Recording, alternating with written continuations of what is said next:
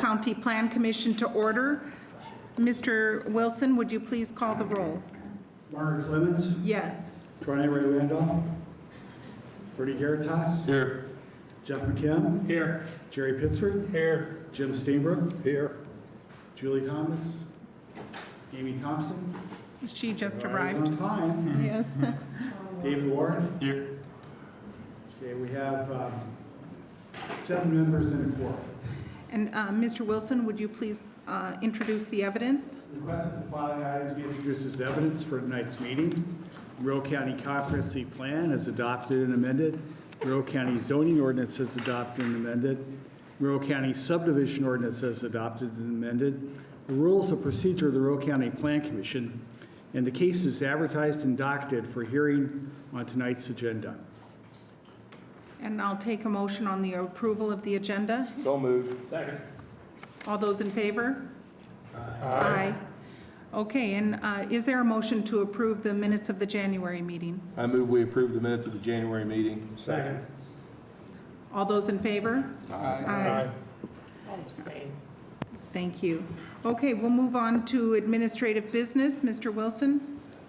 We have some committee appointments that the Plan Commission still needs to make, and we've put these up on the board to just identify the areas. As you can see, we have officers, executive committee, and BZA appointments already completed. However, we need to approve the Plan Review Committee appointments. Let the record reflect that Mr. Tron Enright Randolph has arrived. And I think we have one citizen member that needs to be appointed and one Plan Commission member to be appointed to this committee. Is that correct?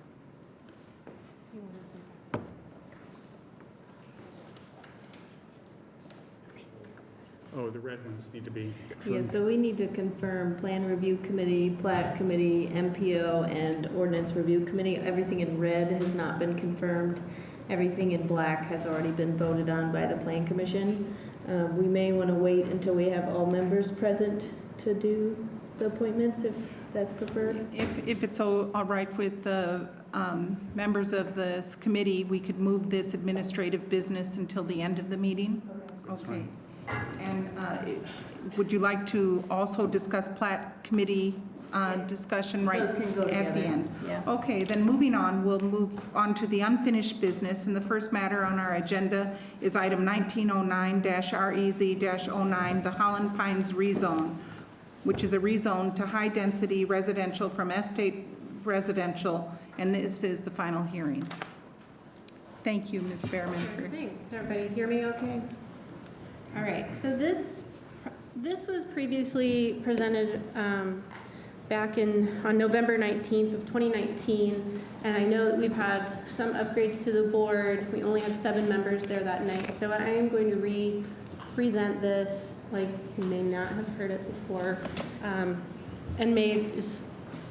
I'll update you on anything that really was new that has come to light from based upon public comment and talks with neighbors and that sort of thing, and I'll highlight those items that have changed. So this property is located at 4214 South Derby Drive. It's a 5.34 acre lot. It's in Perry Township, section 21, and you can see where the city of Bloomington is in relation to this property. Currently zoned estate residential, RE1, and usually has a 1 acre minimum lot size for that area. The area density that is being proposed for this rezone to high density residential would be 0.14 acres. Staff did some analysis around the surrounding areas and found that most of the zones that are PUD or the RS 3.5 out there usually have about a minimum lot size of 0.22 acres.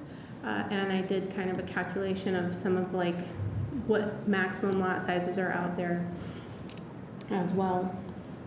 One of the changes to the petition is that any lots that are fronting on South Derby Drive would have a condition that they must be 0.22 acres, and I'll get more into those details in a bit. The comprehensive plan has this as mixed residential, and the proposed zoning map has this as N2 neighborhood development. And I have in the past gone into more details of what those plans kind of support, which is also based upon why staff is making their recommendation. It's a lot based upon these comprehensive plans. The site currently has one single-family residence that I believe was built sometime in the 60s or 70s, and has just, a couple of outbuildings associated with it. There's some, buffering, like white pine trees that are quite mature that align the South Derby Drive and the southern lot and the northern lot. And then there's a walnut grove on the western property line that has been added. The slopes for this area pretty much are all under 15%. This lot also has access to sewer, water, gas, electric. So, we're not looking at septic systems here. This is a sewer supplied lot. Some of the site photos, the upper site photo is facing north on South Derby Drive. The left-hand corner is the petition lot side. You'll see that there's utility lines, the pine trees that are there. The bottom picture is the northern lot line with the petition site on the kind of the left-hand side there. And that's the existing driveway. This is proposed and is in the petitioner letter that they would make a commitment to make this a connecting road to the Holland Drive that runs east-west. And currently ends in a cul-de-sac just adjacent to this property on the west. The upper picture is the existing home that is there. The bottom picture is facing east, and you can see the mature pine trees kind of bordering the property, and then it's kind of like in a meadow at this point in time. Let the record reflect that Julie Thomas has arrived. Thank you. And then the top picture is the the walnut grove forest that I mentioned, and the bottom picture is kind of it's a utility easement, but this is also where that Derby Drive extension would be. And then this is standing on Holland Drive in the cul-de-sac area that was designed specifically to create connectivity should this lot ever be, subdivided, which is what they're planning to do. So this connectivity idea is happening. A couple of photos. The upper photo is actually of Holland Drive, and this is specifically showing that 8-foot side path that is not specifically being required during this petition, but is something that we would look more closely at if we would expand this 8-foot side path through during the subdivision process. And then the lower picture is aerial photography facing north of the site. And then this is, again, an aerial photo of it, but facing south. And it seemed like you could see some of the surrounding sidewalk connections and that sort of thing in this one. So the Plan Commission preliminary hearing was back in November. There was a motion to forward a negative recommendation to the county commissioners, and it failed because it only had a vote of 4-3. We did not have the necessary 5 votes. I will say there were also 34 citizens in attendance. 8 of them spoke, and there were concerns about drainage and traffic from those citizens. Staff, as a result of that, staff did make some corrections to the report regarding some sidewalk information and also school distance to the petition site. Another item that occurred since that last hearing is there was a text amendment that passed. So on January 15th, 2020, text amendment 1909-ZOA-01 was adopted 3-0 under the ordinance 2019-48 to amend Chapter 804 of the Monroe County Zoning Ordinance to allow for 0 side setbacks in some of the zones. And one of those zones here is the high-density residential, which the petitioner is proposing to rezone to. There is one specific caveat with this 0 lot line, and that is the only way it can occur is that lots are specifically platted during a subdivision process to allow for that 0 lot line to occur. So you can't just transform any of these lots into a 0 setback. You have to go and come back to the Plan Commission and get approval to do that 0 lot line. So there would be notices and whatnot of that process.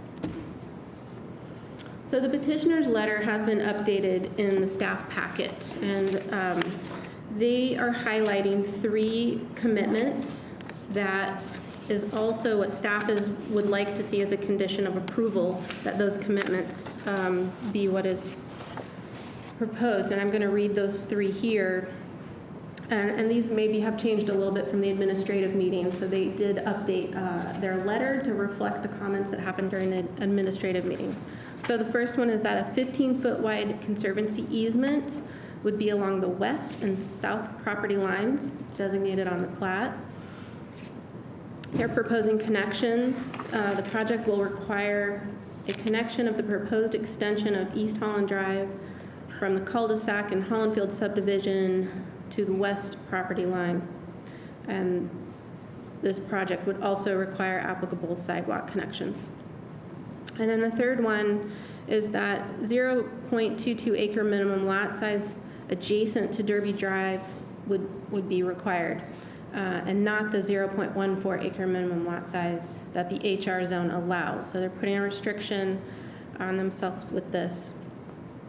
And this would not apply to the drainage facilities that are proposed as a part of the lot. It would only be for those lots that are developing a single-family residential. And I believe that you'll probably get a better feel of what these changes are based upon the next couple of slides. So they resubmitted a new draft plat. This is a draft plat. We've not worked out any of the details. This would happen during, a preliminary plat hearing for the subdivision. So depicting here along Derby Drive, rather than the original 5 to 6 driveways that were proposed in these original drafts, this is 3 driveways that would front on Derby Drive.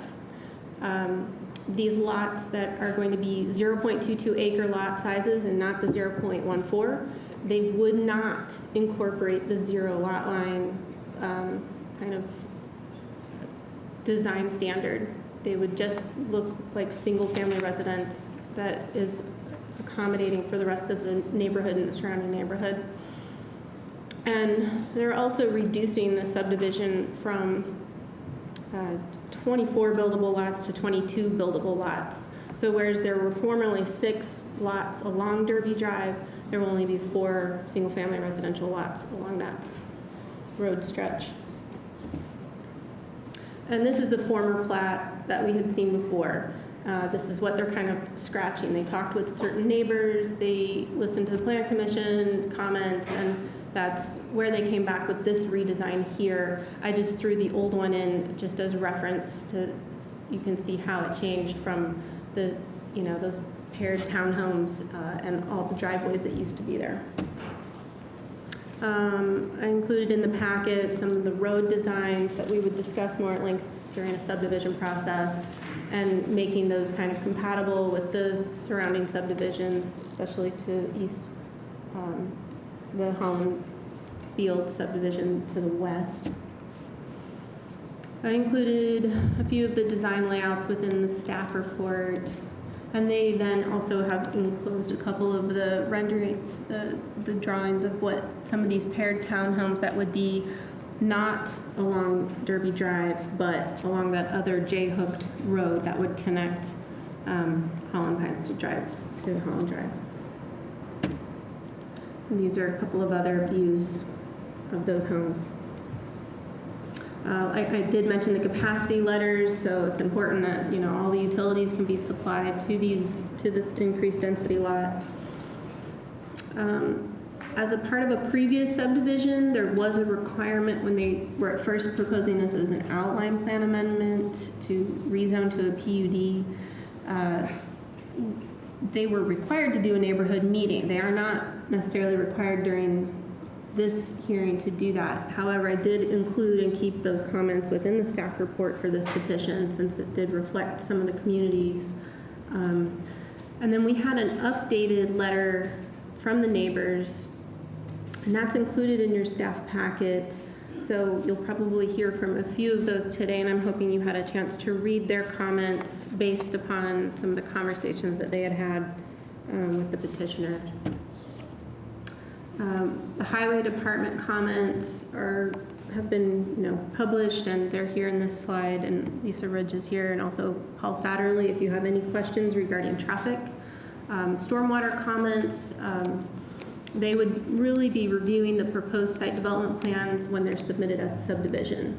But Terry Quillman, he is here tonight also to answer any drainage concerns, and he has spoke at length with the neighbor to the east of this property and has done some preliminary work with the developer to kind of talk about drainage basins and how to retain stormwater on site. We did a comparison table of design standards for some of the other zones in the area that they maybe could have used rather than high-density residential.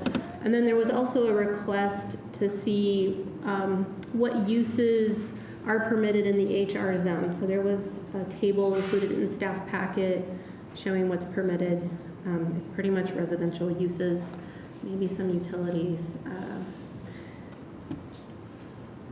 And then there was also a request by staff, by the Plan Commission to do a bit of a study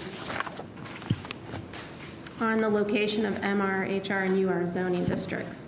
And these are the zoning districts that can now have zero lot line design standards if they're platted in a preliminary plat. And so most of the high-density residential we see is up near Steinsville. The MR zoning district is more around the Ellettsville area. And I will say that there's a summary table down at the bottom in that staff packet that kind of shows the number of parcels that we have existing for these lots and the acreage total, and then also the percentage of the total acreage. So the HR zone currently is 0.02%. There's not a lot of it out there. It's mostly near Steinsville, and that totals 47 acres. So hopefully that's a bit of information and statistics. Thank you, Ann Crecilius, for putting that together for us. Hopefully that'll help your decision-making this evening. So let's see. And so these are just a summary of some of the other meetings this has gone to. The Plan Review Committee only had 2 members, so there was not a quorum. Plan Commission admin session, which we had 2 weeks ago, asked that we include that summary table.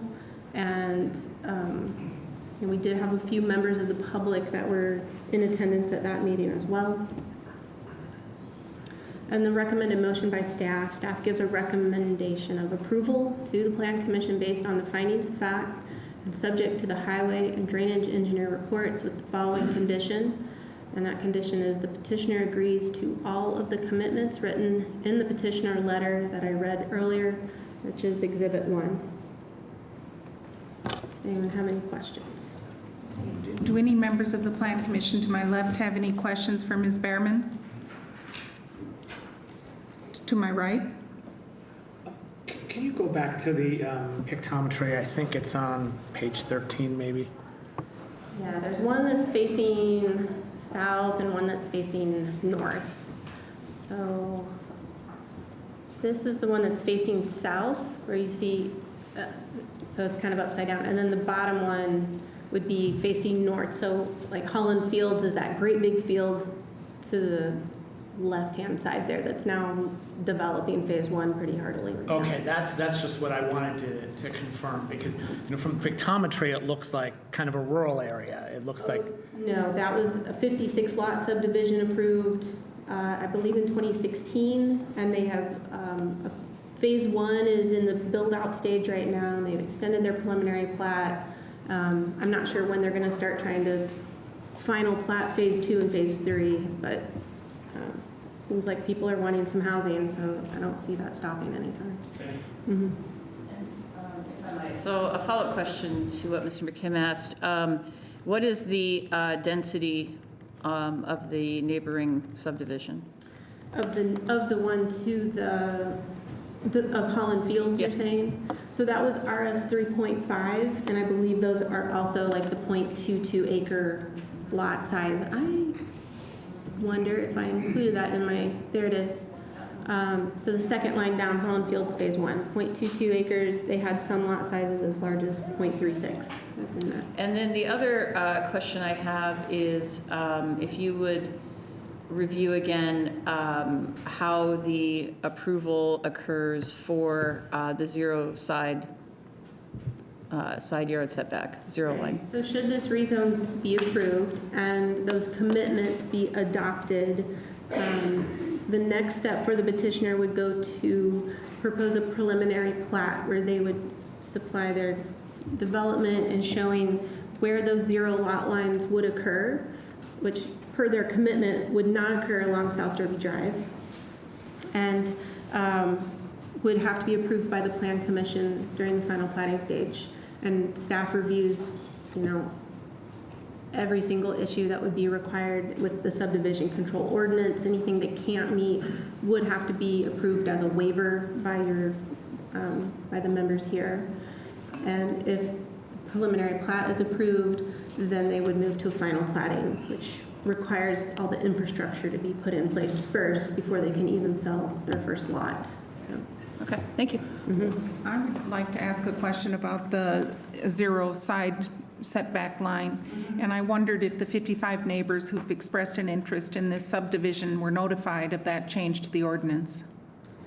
It went through, I mentioned it in the staff packet here as an ordinance update. It went through all the proper legal requirements for notification, and maybe Larry can expand on that part of it.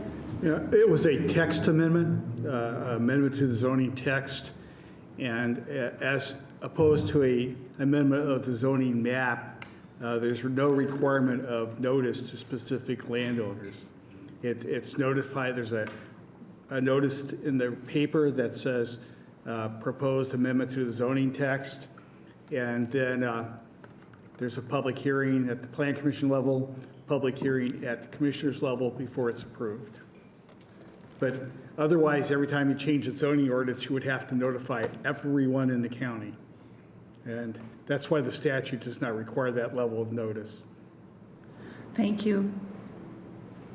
Any other questions for the staff from the Plan Commission? If not, yes, Mr. Just, Larry, by Steinberg. way of clarification, then, the answer to Ms. Clemens' question was no? That's correct. There's no requirement to Yeah, notify. thank you. Thank you. Would the petitioner or the petitioner's representative like to speak on behalf of this petition? Thank you. And please sign in and state your name.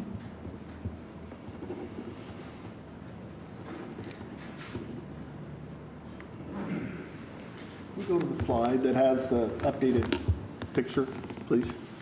My name's Chris Bomba. I am the petitioner and the developer. The start of the process, before I did anything, I sat down with Planning Commission because I knew the county was going through a new change of how they were doing zoning, and kind of basically took their lead on what is this area going to be zoned. With that, knowing that I thought there were 60, but there's 57 single-family homes getting built, just south of this. Over the last so many years, I've been selling homes, and there's a demand for this type of product out there with the type of demographics, people moving into Bloomington and downsizing in Bloomington. With this, we did have a neighborhood meeting. I did communicate with a lot of people via email, via phone. I gave a number of people my information so they could communicate and communicate with a lot of them directly. One of the reasons we've allowed and kept in that tree easement is the number of utilities and the infrastructure that we have to put in here to connect Derby Drive to Holland Drive, that's whole road. I know the highway department, we were going to do a cul-de-sac on the road through, but they want it connected there as well. So they're, putting in sidewalks, sewer, water, And then having spoken with Mr. Farmer and really working on trying to minimize any drainage issues and possibly improve what he's got there, we wanted to make sure we did have a tree easement within there. And we will try to save as many trees as we can. We made the changement after the last meeting. There was a lot of discussion about Derby Drive and the texture of the neighborhood as you drive through. So that's one of the reasons we, dropped the driveways down from 6 to 3 along Derby Drive, kept the same feel as you're driving through there. You got single-family homes as you're going through there. That also opens up the ability to have more space for the drainage. More specifically, where the Holland Drive will connect at Derby, you'll have more space there for drainage, and that's where it kind of crosses under Derby Drive and goes into Mr. Farmer's lot. And from what I've been told, I'm not a drainage expert, we've got the ability to do that. We do plan on putting a lot of number of trees back to it. Along with that, I do want to also mention these are not duplexes. I also want to make for the record, I'm not planning to do Section 8 or subsidized housing with this. Our goal is to, if approved, get the basic infrastructure in, build a model, and if demand goes away, we're not going to build the whole place out. We'll build as people see fit. That's kind of all I had to say. If you have any questions for me. Okay, to my left, do any members of the commission have a question for the petitioner? Seeing none, to my right, Mr. McKim? Yes, so one of the suggestions that has come several times is to consider MR rather than HR.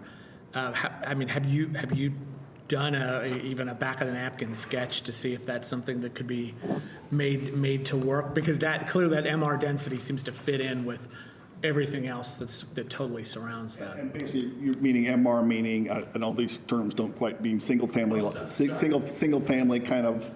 No, putting aside the zero lot line issue, just simply the gross density, the 0.22 acre minimum lot size, or 0.21. Is that about what medium density residential would be? I have put a lot of thought, and I actually spoke with a couple of people at the preliminary meeting. With the amount of infrastructure we're having to put in there, the cost structure, and it is a for-profit type endeavor. We do need some density with that. Secondarily, with how it's set up, if we could have done a cul-de-sac and not have to put the road all the way through, it would give them more space to maybe do different things. It's not too big of a lot, but not too small of a lot, but it's just kind of how to work it. As well as, kind of in the business stance, when you got 57 units going in right behind you, you're competing with something else. But this product, like I said, with the houses I've built, things I've rehabbed, there's a huge demand for this, and that's it. And we made kind of the accommodated along the front. We're able to drop that to allow for more trees, more drainage, and kind of keep the look and the feel of the neighborhood with it.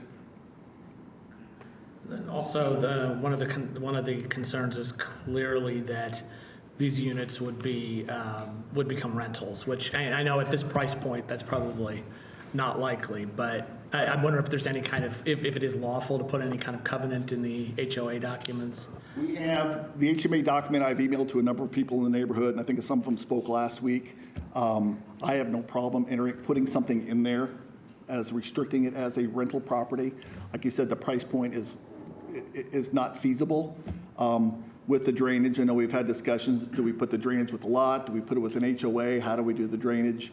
But I think it's best to have some sort of HOA document governing it. And I've sent out preliminary statements showing that, there are other similar neighborhoods that you can't use them as rentals.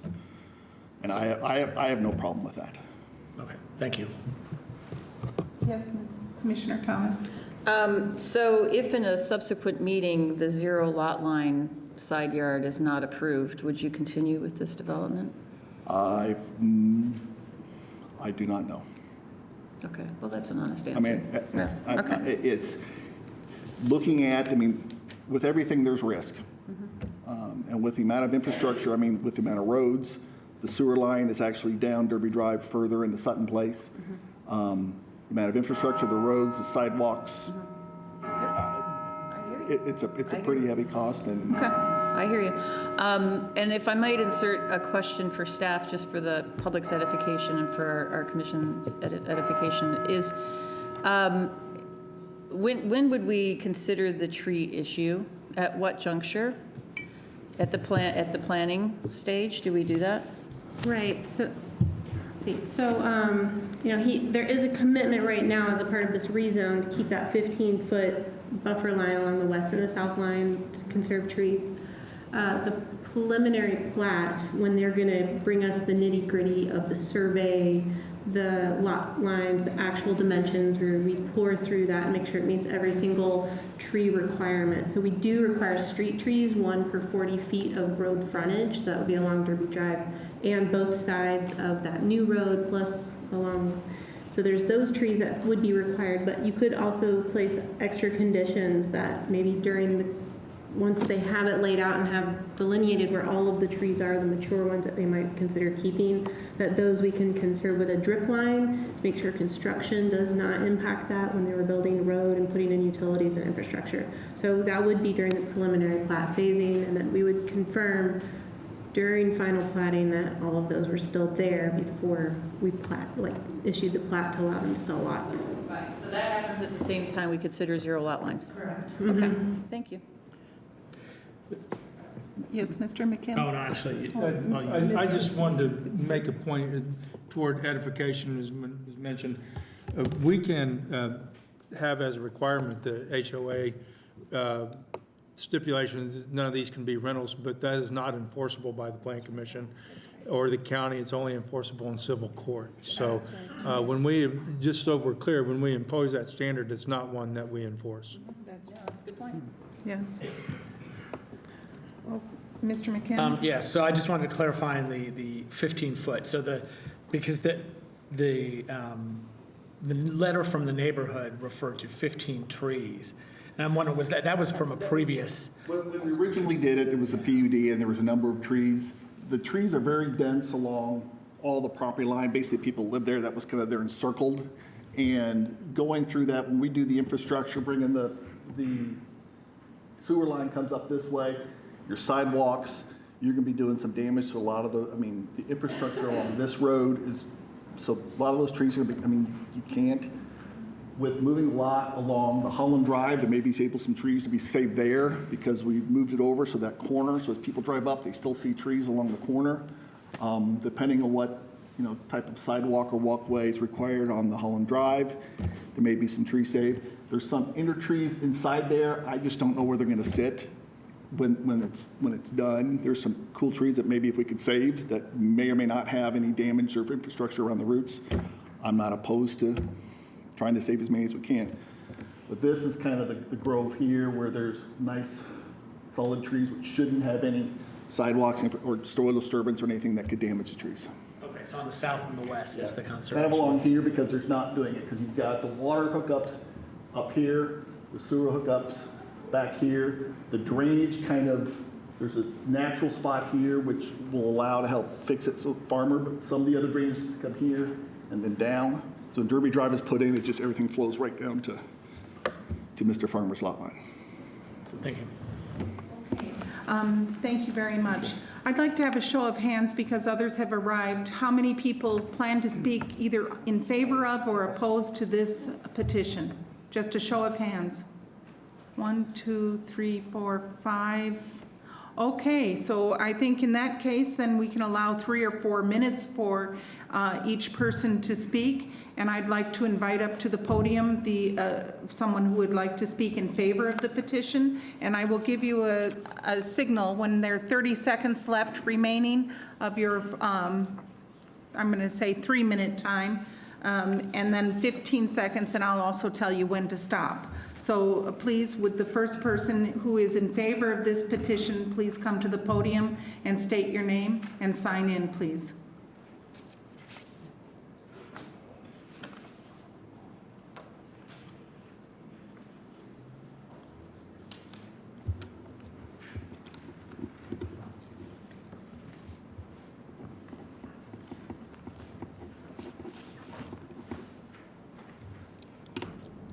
Hi, I'm Jerry Hayes. I live in Sutton Place, which is near this site.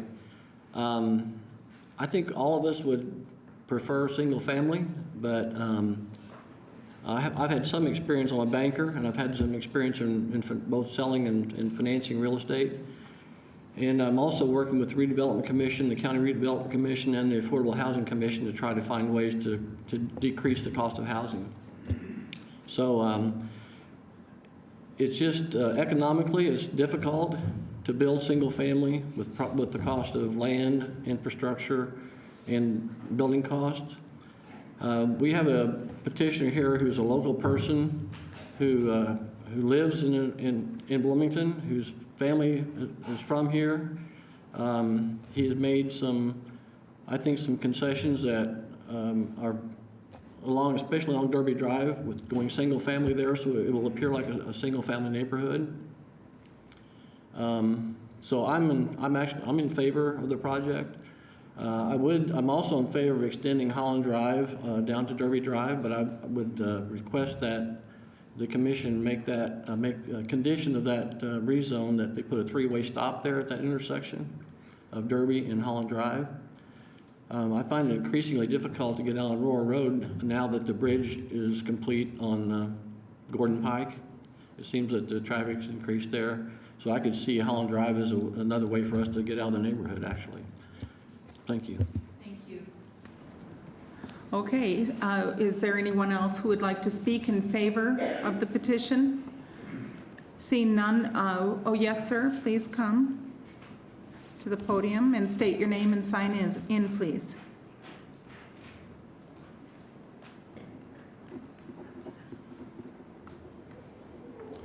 Hello, my name is Andy Walker.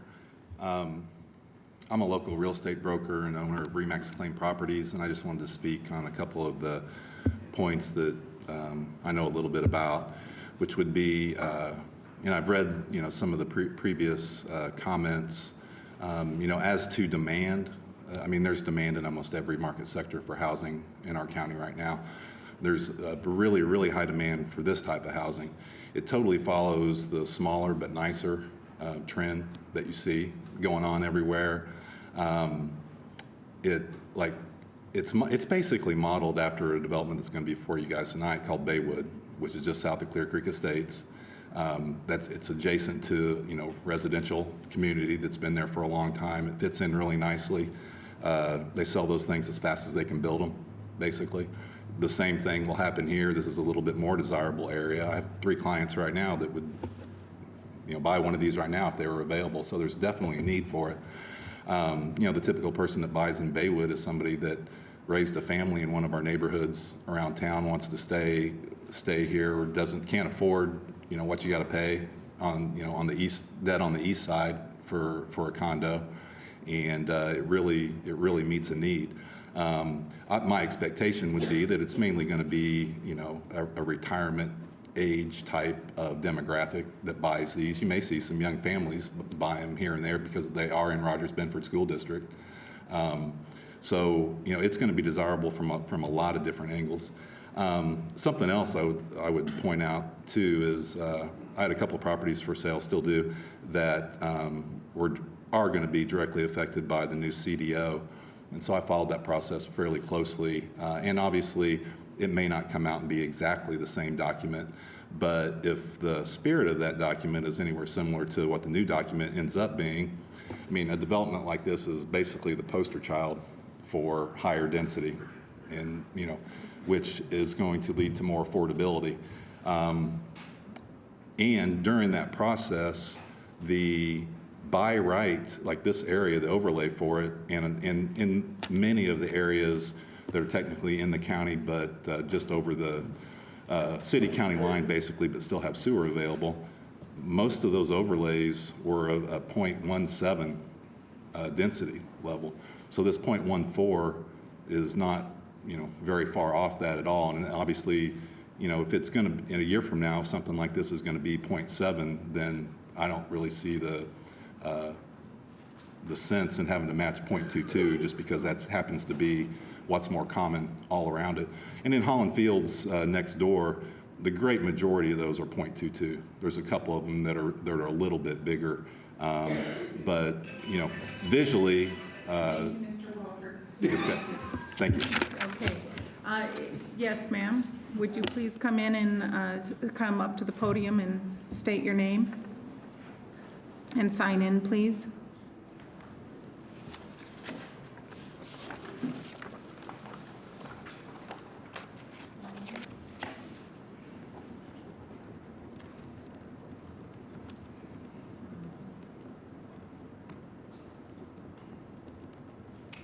I am Patricia Farmer, and I live directly across the street from the proposed development, and I've lived there for 41 years.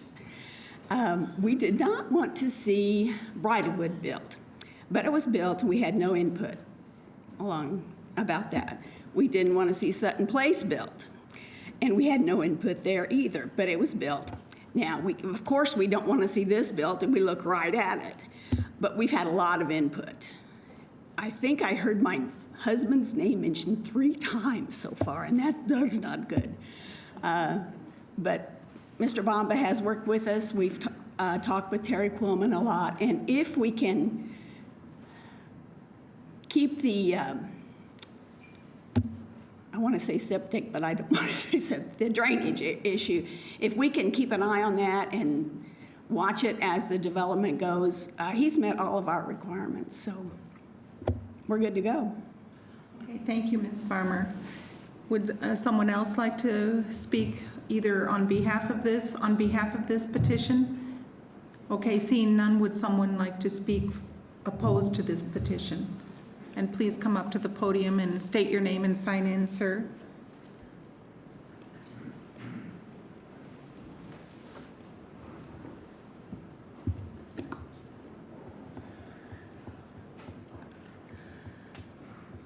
Yeah, hi, my name's Jason Kennard. My wife and I, Katie, live 2 doors down, 2 doors south of the proposed development. I spoke at the last meeting. I really don't want to rehash a whole lot of the things. I mean, we've put in our concerns in the letters. You guys have had a chance to read them. You guys have, thank you for your time and listening to our concerns and complaints. We have a pretty good neighborhood, and that's evidenced by the amount of people that are here in mild opposition to development. I would say that the majority of us here, and I haven't done a straw poll yet, but majority of us here are perfectly fine with development. We want new neighbors. We want to welcome them into the neighborhood. We want them to also feel safe in that. My wife and I chose to live in our house because we're going to start a family, and we've been blessed with 3 small children. They're all under the age of 6.5 right now. My major concern is for their safety when we start to increase the traffic that's coming through here. And I think really the kicker in all of this is just in one word, and that's high. From high density to medium density, we have no problem changing it to medium density, and then it sits with the rest of everything else.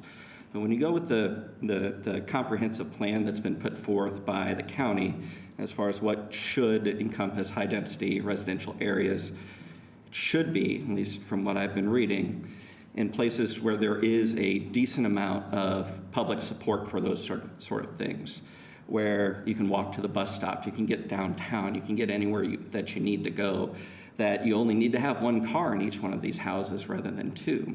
And yet then I hear the developers say, and the real estate agents say, well, but this is going to be a retirement community.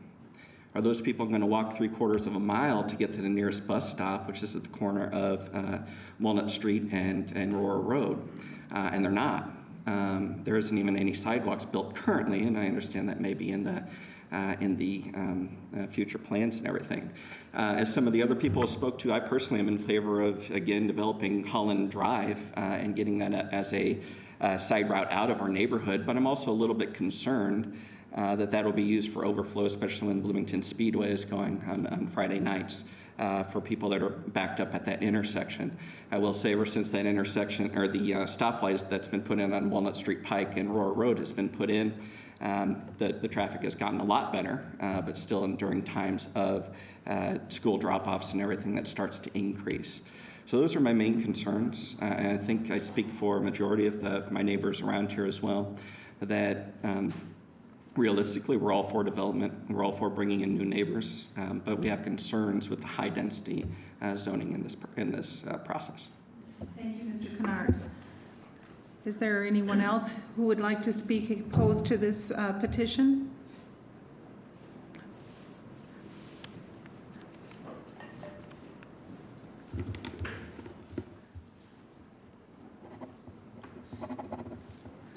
Thank you. Please Thank state you. your name. My name is Jason Jackson. I've lived 18 years in the neighborhood.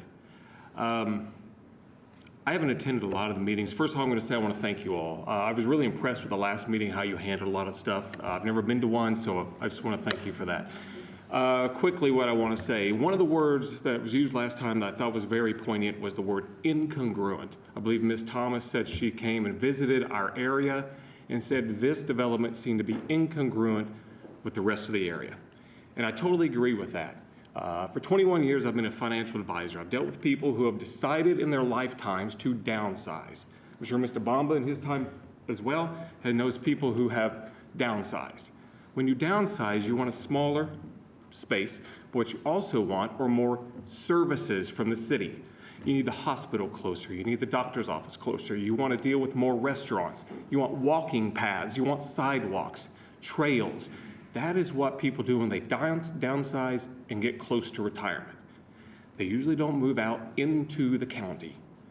So I found it to be incongruent as well of what the plan was. The second issue that I had is with rentals and Airbnbs.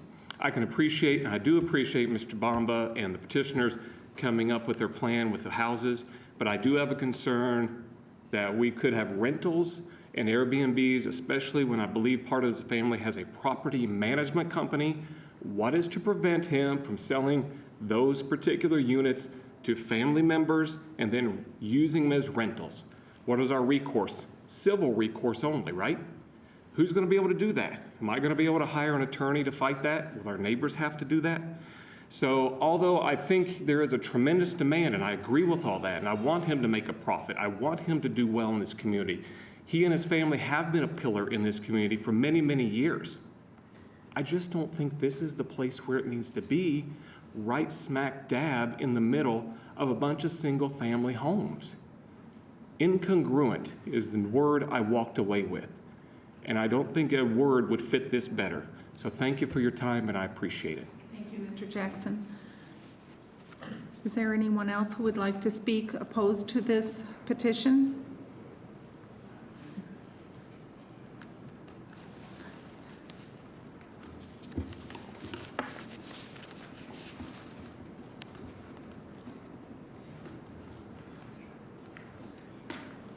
My name is Patrice Madura Ward Steinman, and I live at 1159 East Winter Circle, where I've lived for the last 16 years.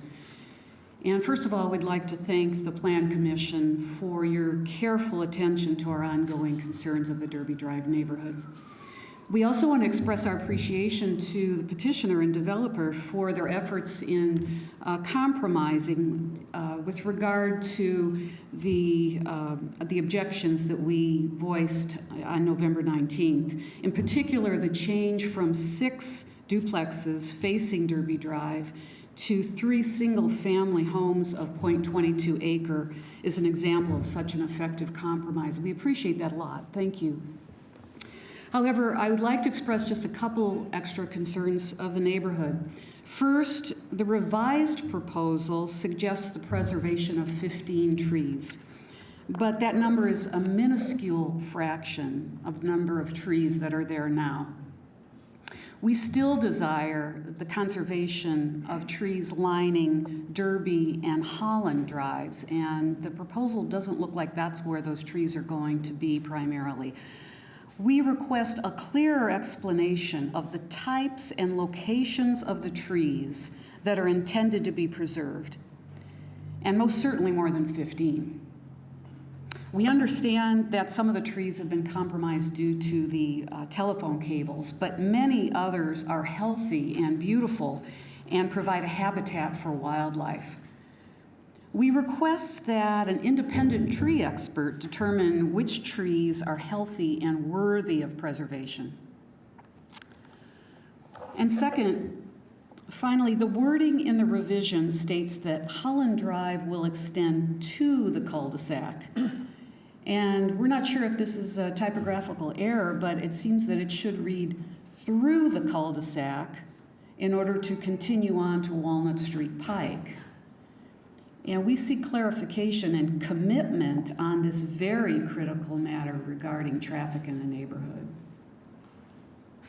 Thank you. Thank you. Thank you, Ms. Steinman. Is there anyone else here who would like to speak against the petition? Yes, please, sir. Come sign in and state your name.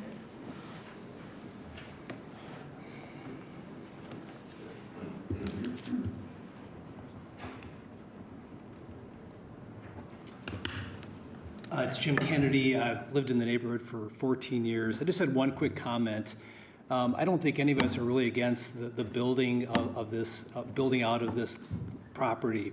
But I think the main concern is the high density piece and how this will be put between three already established neighborhoods. I currently live in Bridlewood.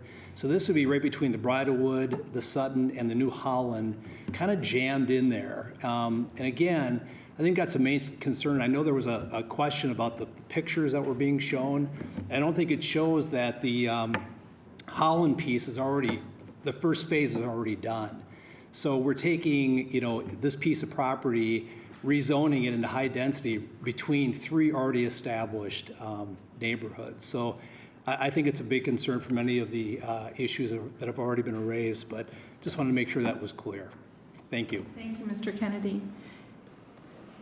Is there anyone else who would like to speak in opposition to this petition? Hi. Please sign in and state your name.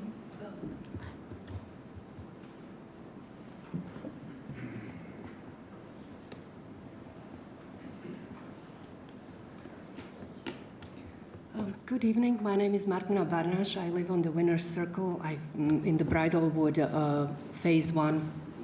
And before I raise a couple points, I would like to tell you a little bit about myself, because ultimately what you are deciding on today is people, it's our neighborhood. So I grew up in a city, obviously traveled a while until landing here in Bloomington. And when I found my home, I was enchanted. It exists at the border of urban life and the nature. And to this day, I'm every morning thanking God for the music that the birds are singing.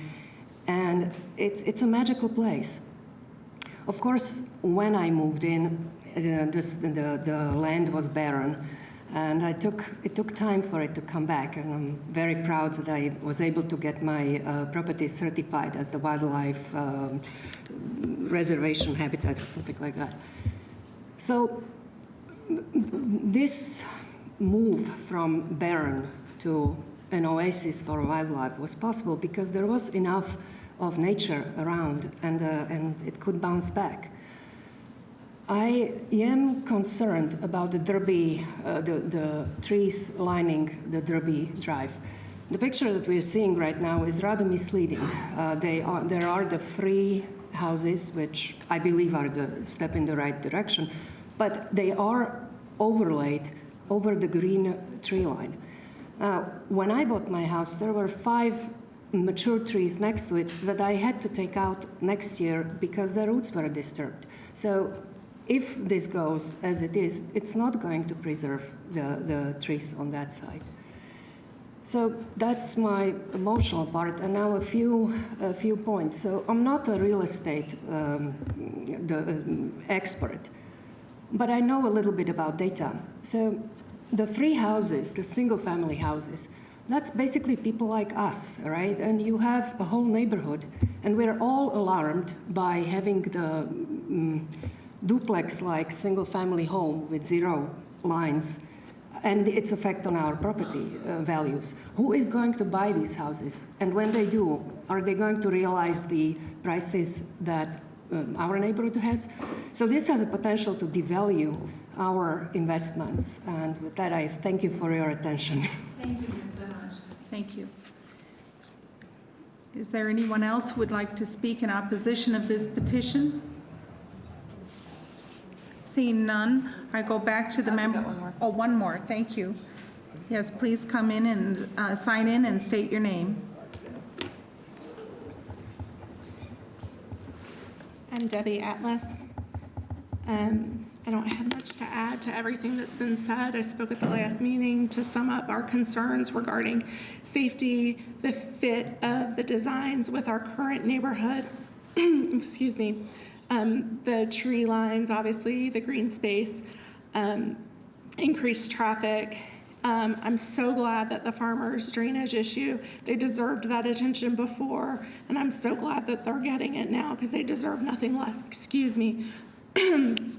Again, I think it's fair to say that the majority of us in the neighborhood, many again who are here but haven't spoken this evening, are not opposed to development, but think it is way too far of a shift to go from what we have now to the high density residential. So I just wanted to acknowledge all my neighbors here again, like last time. If you all want to raise your hands and say hello, that you're here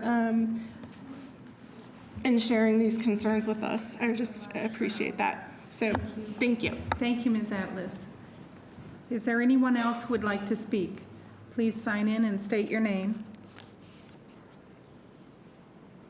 Oh, sorry, sir. Okay, so no one else would like to speak, am I correct? Okay, I'd like to note for the record that there were about 30 hands when Ms. Atlas asked for a show of hands of the neighbors who were here in opposition to the petition. And I turn now to my colleagues on the Plan Commission for further discussion. To my left, are there any comments or questions that the, yes, Mr. Pittsford? I have just one question, and it's a review. Staff has spoken to this point before, but with the anticipated rezone, what would the density be on this piece of property? Well, the comprehensive plans both support higher density here. We do not have a draft zoning map yet. We'll be discussing some of that on Thursday, actually. Right, comprehensive plan would put it at roughly what kind of density? It doesn't specifically say? No, but supports higher density where we have services such as Okay, sewer. so the language just supports a higher density. Right, I mean, in the findings of fact, there's a couple of quotes from the different comprehensive plans that kind of, I would say, support this type of development. Okay, so when the comprehensive plan speaks of a higher density, and then we look at the areas around, and you have the chart pulling out, and you have 0.22 in some of the areas surrounding this. So it would be a reasonable expectation that with that language in the comprehensive plan and with the comparable around it being at 0.22, that this property would, in a rezone, would be in that same neighborhood. It's possible that this would support apartment complexes in the future. Okay. It's possible. All right. Okay. That's all I wanted on the record. Thank you. So to clarify the tree issue, the 15 trees is not currently. No. Right. Not in their letter of commitments. And the tree, the designation of any trees that would be conserved would happen during the preliminary plat process rather than the rezone process that we're in currently. Yes and no. They are designating that 15-foot buffer yard on the west and the south side of the lot. And then, yes, and that's part of, that's a bonus. We wouldn't even require during a preliminary plat. So that's just something they're adding in. And then, yes, during a preliminary plat hearing, we'll have a lot more specific data on the design, on what trees could feasibly be preserved during that process. Mr. Caritas? Just trying to add on to Amy's question, on the 15 trees, are those in addition to those trees that would be in the west and south 15-foot strips? No, that's not on the table anymore. The letter was changed. Based upon the administrative session comments, they submitted a new revised letter that does not include a specific number of trees. That is correct. Based upon the rezone. That is correct. Now, that could be added back in during the preliminary plat phase. And then one question for the petitioner. While this isn't a site plan that we're looking at, what's the distance are you expecting between the face of the garages and the back of the walk or back of the curb? in the driveways.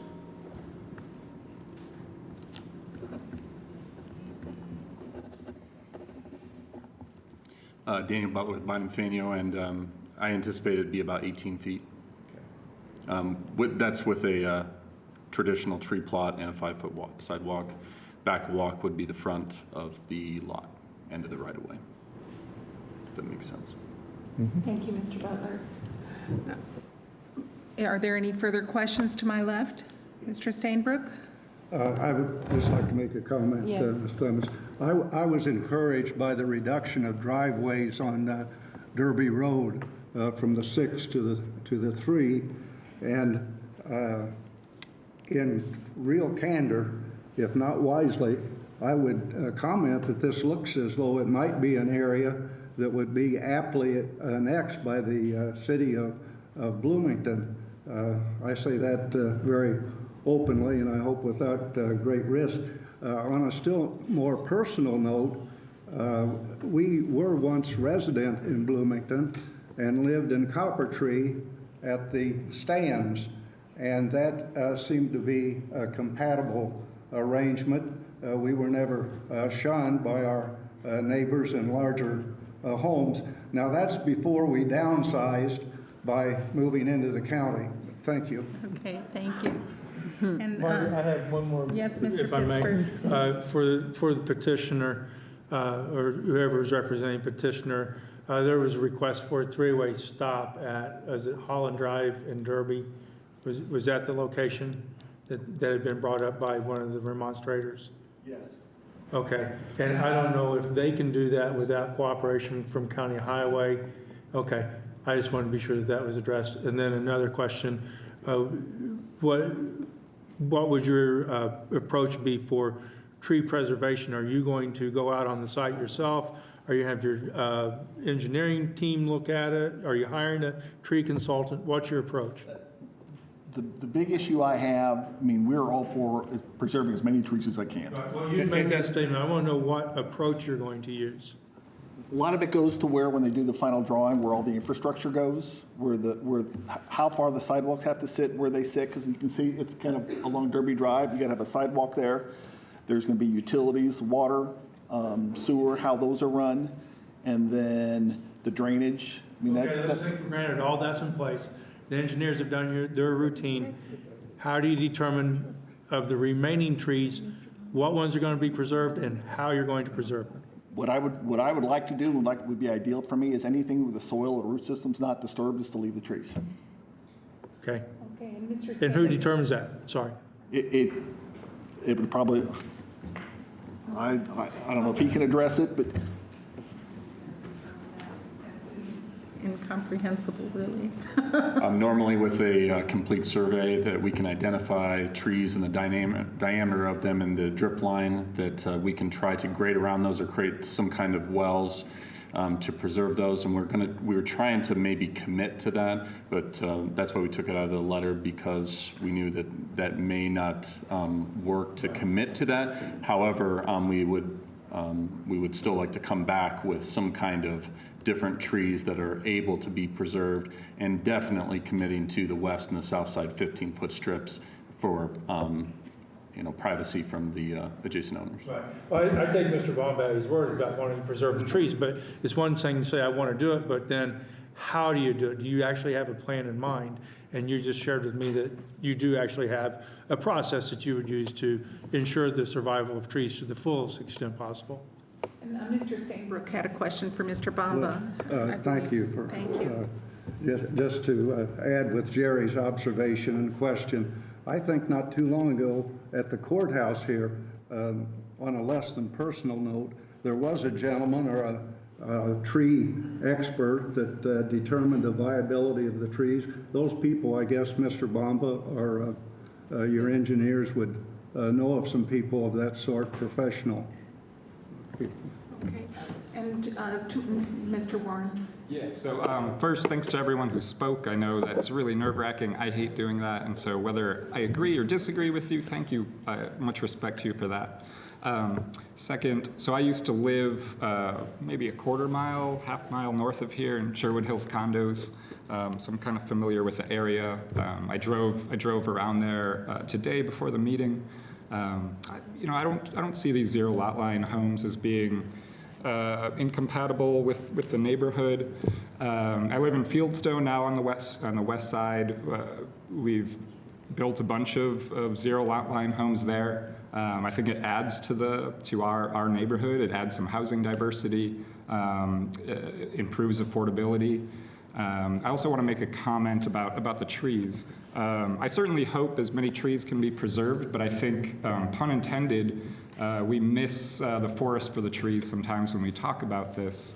One of the reasons for building more compactly is because more compact development equals less driving. It equals, when you share a wall, you reduce your heating and cooling expenses. And so over the lifetime of a house, you're saving way more energy with these more creative, more missing middle types of housing.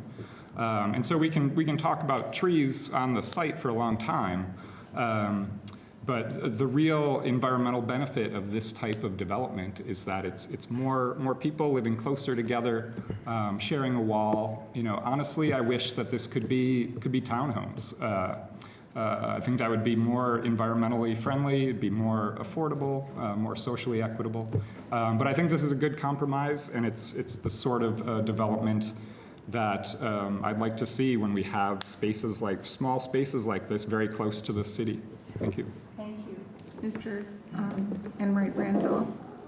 I had a question, and I had two questions. My first question was with the text amendment. That makes it allowable use, not conditional. It's a design standard, not a use. Okay, it's a design standard. Okay. A design standard.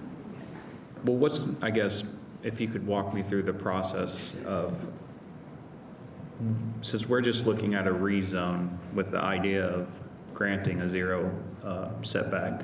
Well, zero setback is really for reference. Right, but what is the process where they are granted this design standard?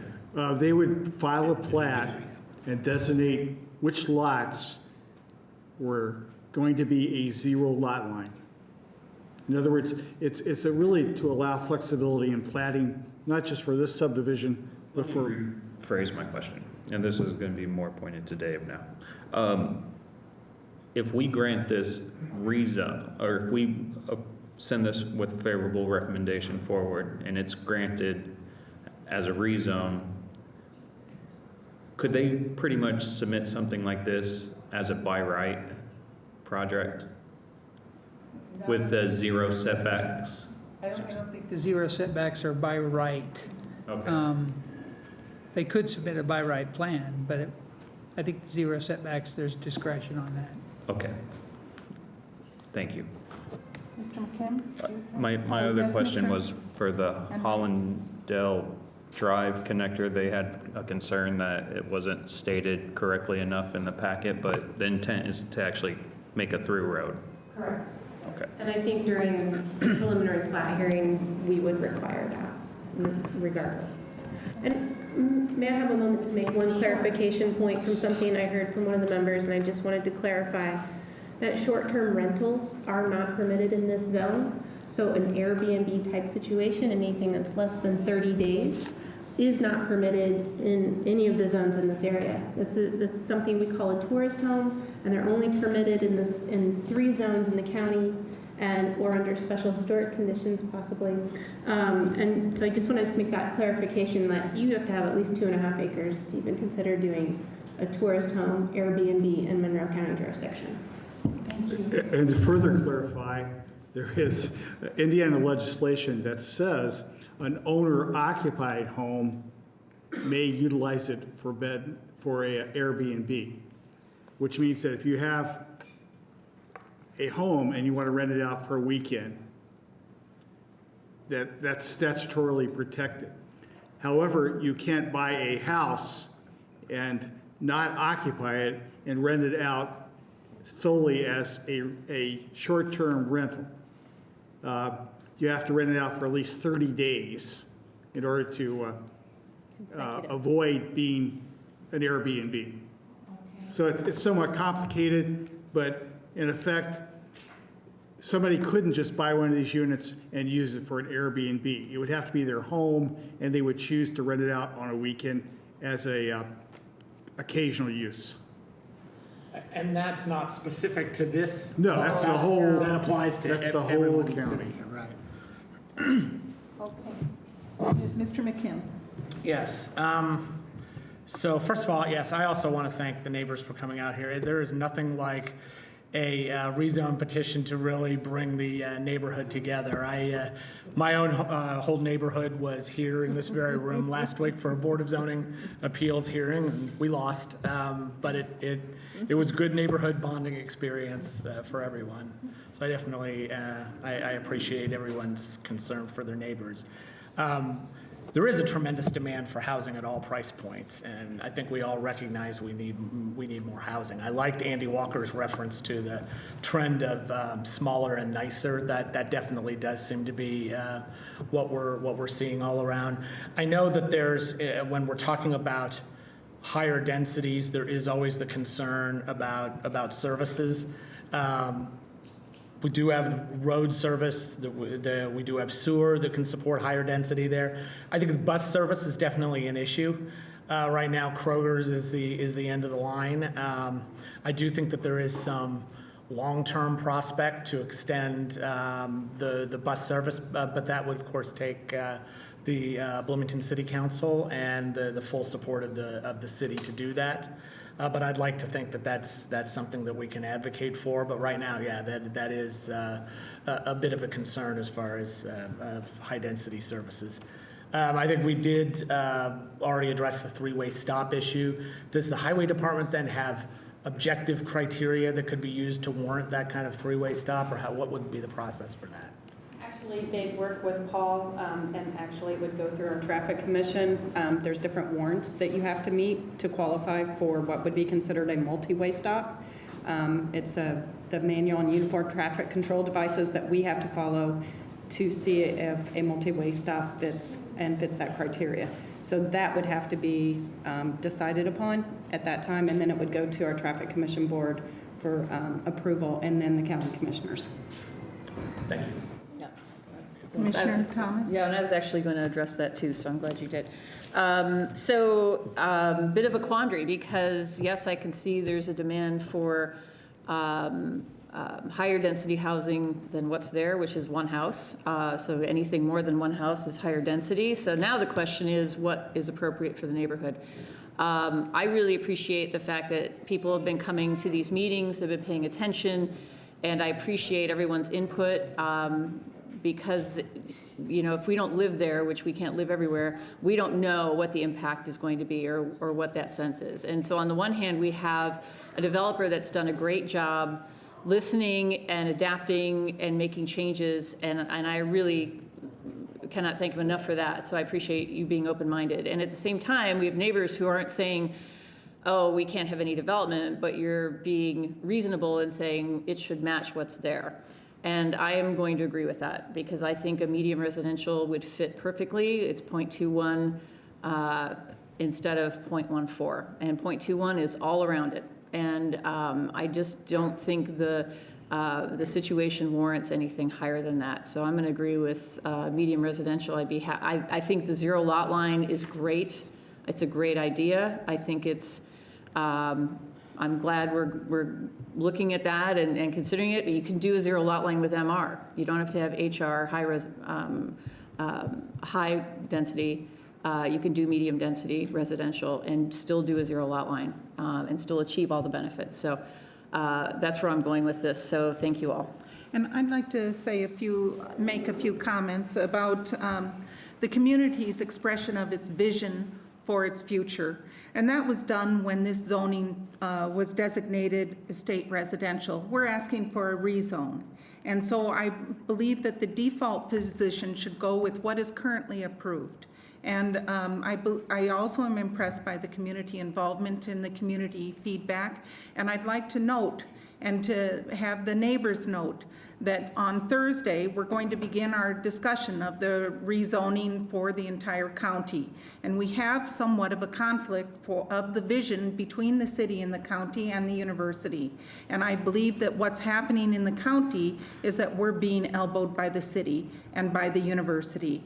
And I think that it's time to pay attention. It's time to determine our future. It's time to determine what it is that we would like to see around us and how we would like to protect our vision of the future. And this is our time to have a voice in that rather than just a response. So I'm going to be voting against this just because to just respond to demand is to deny our vision, our collective vision. And so I am going to be voting against this petition. That being said, if there are no further comments, I'll entertain a motion. I'd like to make a motion, please. In case number 1909-REZ-09 Holland Pines rezone, a request to rezone to high-density residential from a current zoning of estate residential RE1. This is 5.34 acres in Perry Township, section number 21. I move approval of the rezone based on the recommendation of staff and the findings of facts, subject to the highway and drainage engineer reports with the following condition: that the petitioner agrees to all the commitments written in the petitioner letter with this one amendment, that in condition number 1 that petitioner committed to, that it be revised to include, in addition to the 15-foot preservation, the following statement: developers will take reasonable precautions to preserve existing trees. To this end, when infrastructure installation design is complete, such as utilities, road improvements, and sidewalks, petitioner will identify those trees which are most likely to be preserved and consult with an arborist or other qualified person or agency to create a plan to preserve and or protect those trees through the completion of the development. That is my motion. Second. All those in favor? Mr. Wilson, would you please call the roll? Okay. Sorry. The vote is on petition 1909-REZ-09 Holland Pines petition for a zoning map amendment or a rezone. A vote in favor is a vote to approve the petition, subject to the proposed findings with the conditions in the staff report and the developer's commitments, including the county highways engineer report and including the county drainage report, and with the additional condition regarding tree preservation in consultation with an arborist. Again, a vote in favor is a vote to send a favorable recommendation to the Monroe County Commissioners in regard to the zoning map amendment. Margaret Clemens? No. Trina Ray Randolph?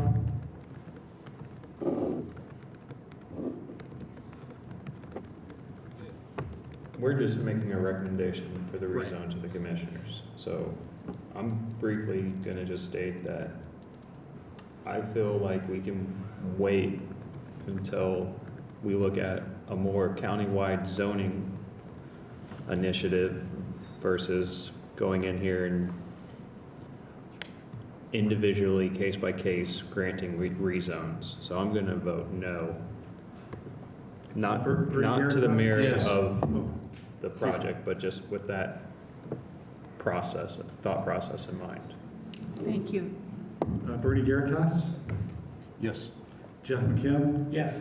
Jerry Pittsford? Yes. Jim Steenbrook? No. Julie Thomas? No. Amy Thompson? Yes. David Warren? Yes. Was that a yes? Yes, sorry, yes. The motion carries 5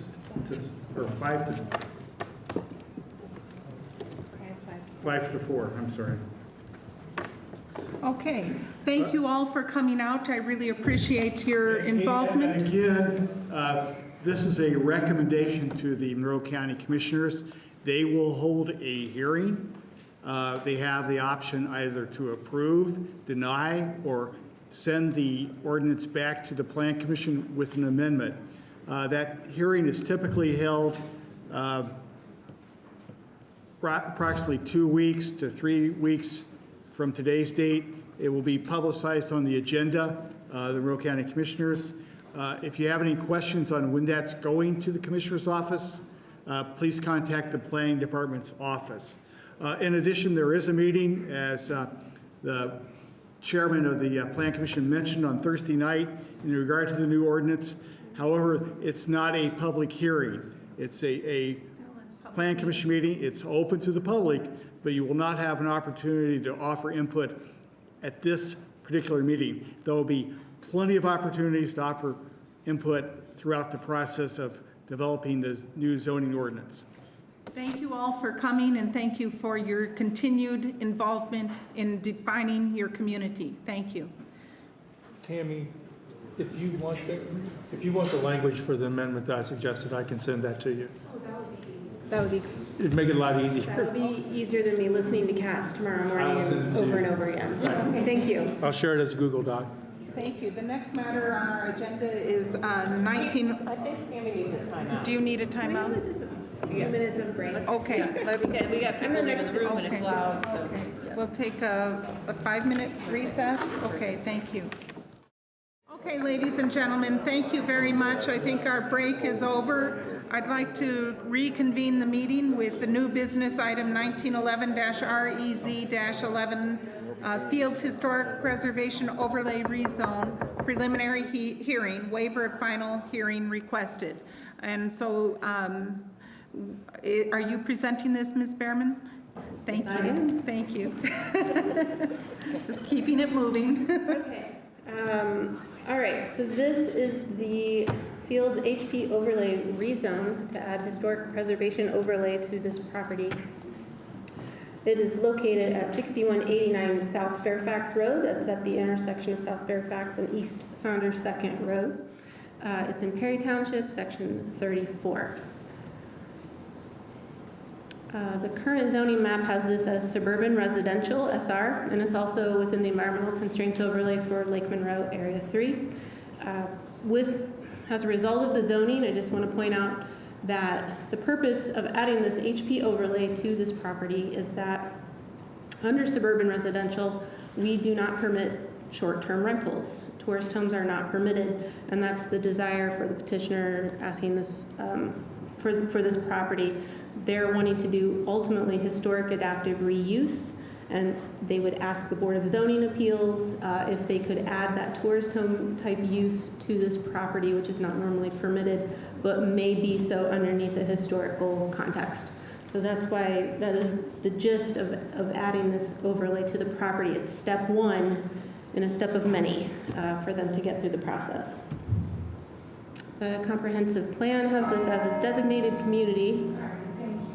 I should have predicted that.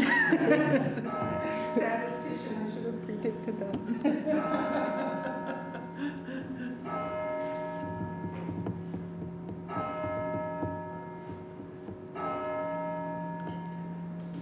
Okay, so this is a designated community on the site plan, or on the comprehensive plan, and we have draft zoning as it's a community gateway and also part of the Smithville-Saunders kind of district map. This is an aerial view of the site plan, and I have on here a green box around the proposed property line. This petition came to us without a real true legal description. The yellow circle there designates the place where they recently put in a septic system. They're wanting to do clarification of the lot lines and kind of redefine this property to include the septic with the structure that it's servicing. And there is a lot of ambiguity to the east here as far as title work goes. So there is a process to quiet title right now. And once that is done, then a petition will be submitted to actually try to define this property to look more like this. And we'll get more into that in a bit in the presentation. There are a lot of pictures in this packet. I'm just going to kind of glaze through. I'm just going to go through these fairly quickly, and we can bring some of these photos back if there's any questions or discussions regarding this is the old Hayes Market, and it's been there since 1913. Staff made 2 different site visits, one probably back in like October, November, and then another one in January after a lot of work had been completed out here. And so there's definitely some pictures of the intersection and some of the roads, some of the improvements that have been happening and occurring under this. This is an aerial view facing west of the Hayes Market old gas station store here. Kind of can show some of the old traffic patterns of the area, which are no longer. Some of those traffic patterns have changed out here. You might hear from some of the surrounding neighbors regarding that. The Historic Preservation Board of Review heard this. I did decide to include a few of their photos in this presentation as well, just because they made a couple of points regarding some of the other items. It's not just the building that's on site, but there's an old island that held gas station pumps that they're interested in preserving. There's also an old signpost, and hoping that maybe someone out in the audience or in the public would know where the old sign was for this structure, so it might reunite with the base that's here that is considered a structure under historical terms. The petitioner also supplied a letter, which is in your packet, regarding the request, and more pictures. So I'm just going to keep going through some of these older historic pictures. The gentleman that used to run the market and the old storefront. So staff reviewed a couple of the different databases that are out there. We have the Shard database that lists this property as notable, which is, it helps the staff, make its recommendation. And then also there was the interim report from 1989. It had this as an outstanding category, but it has since been kind of back down to notable. This is some survey work that has been done of the property, and this is going to be a point that I'll discuss here for a moment. So there has not been officially a legal description brought to us yet. When a legal description is brought to us, it will be in the form of a Type E subdivision. This is an administrative process that normally is reviewed at staff level. However, during any subdivision, our subdivision control ordinance requires that we follow right-of-way dedication based upon what the thoroughfare plan recommends. So back in December of 2018, the thoroughfare plan upgraded, and we have some right-of-ways that have changed. The East Saunders Second that runs along the south there would be required to dedicate 25 feet of right-of-way from the center line of the road. And then the Fairfax Road would be required to dedicate a 45-foot right-of-way. So I've depicted these in color here. You've got the blue line is the Saunders required setback. This shows that it kind of encroaches into the gas station pumps that are to be replaced there, not functioning, of course, just as decorations. About 1.16 feet encroachment. And then the green line that depicts the Fairfax right-of-way dedication that would be required under the subdivision control ordinance. There are concerns that the Historic Preservation Board wants to make sure that that sign base has been preserved, that we're not kind of taking away from the property this ability to protect through the historic preservation overlay, the ability to save some of these extra, I'm going to put in air quote, structures that are historic in connotation. And so when there is kind of a condition of approval associated with this rezone that we also ask that they submit for this waiver request to reduce the required right-of-way dedication as required by the thoroughfare plan. And I think we have support for that from the highway department. The only negative side effect of this is that it will extend this process out for the petitioners. It's not just an administrative subdivision review process then. It does have to come back to the Plan Commission and have a waiver, reviewed under that Plan Commission process. So I just wanted to make that clear with this drawing here. I've included in the packet some of the structural drawings that were enclosed in the building permit. So they were issued an interior remodel permit for a residence Because you could do a long-term rental, something more than 30 days, or just rent out the house or have someone live here. That is a permitted use, but not short-term, which is why we're here. So I did include some of those interesting drawings of the remodel. And then there were some underground storage tanks from when this was a gas station. We have documentation that they were removed and remediated, and soil was tested. So staff and the engineers that I had review this felt pretty comfortable that this was done properly for the underground storage tanks. Stormwater, did not really have any comments regarding this rezone. If the site improvements are proposed, such as in the site plan for the tourist home, then they would review those at that time. The highway department published their comments and described, the different road types and right-of-way requirements.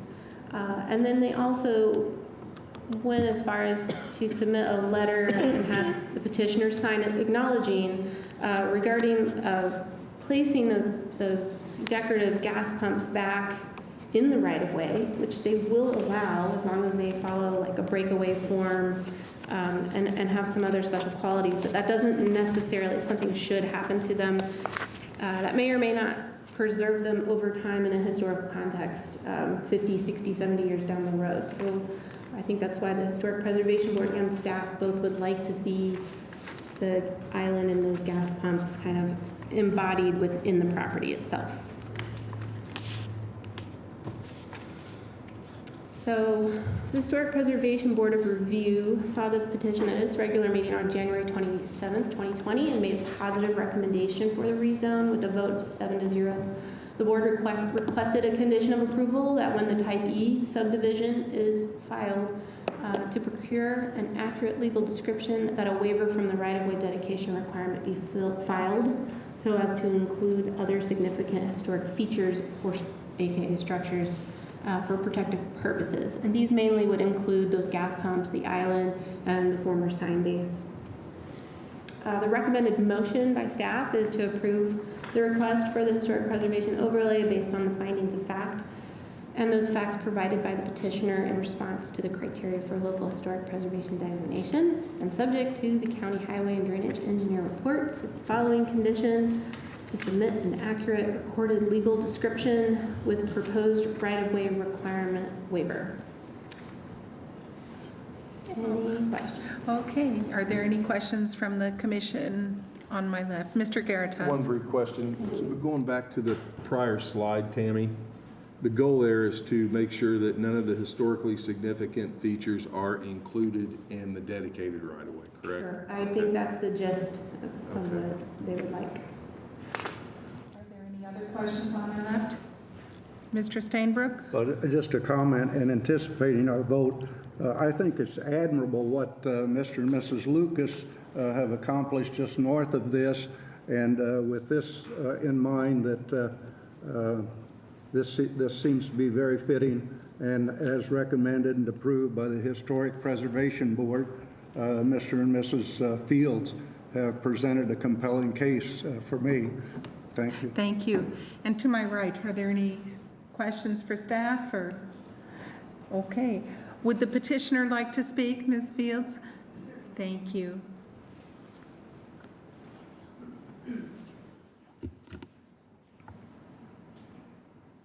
Should have brought my glasses.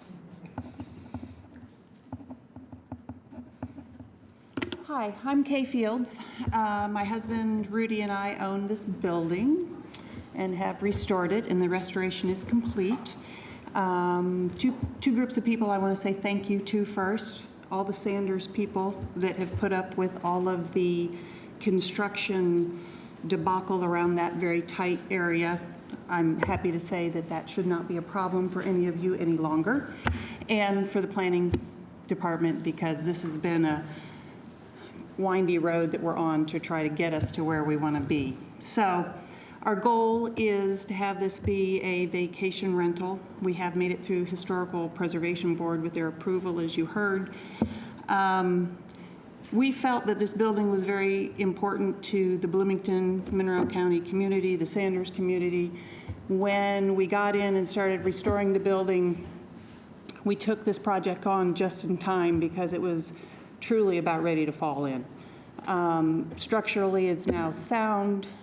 Our goal is to make this something sustainable, and as a grocery store, it would not be sustainable.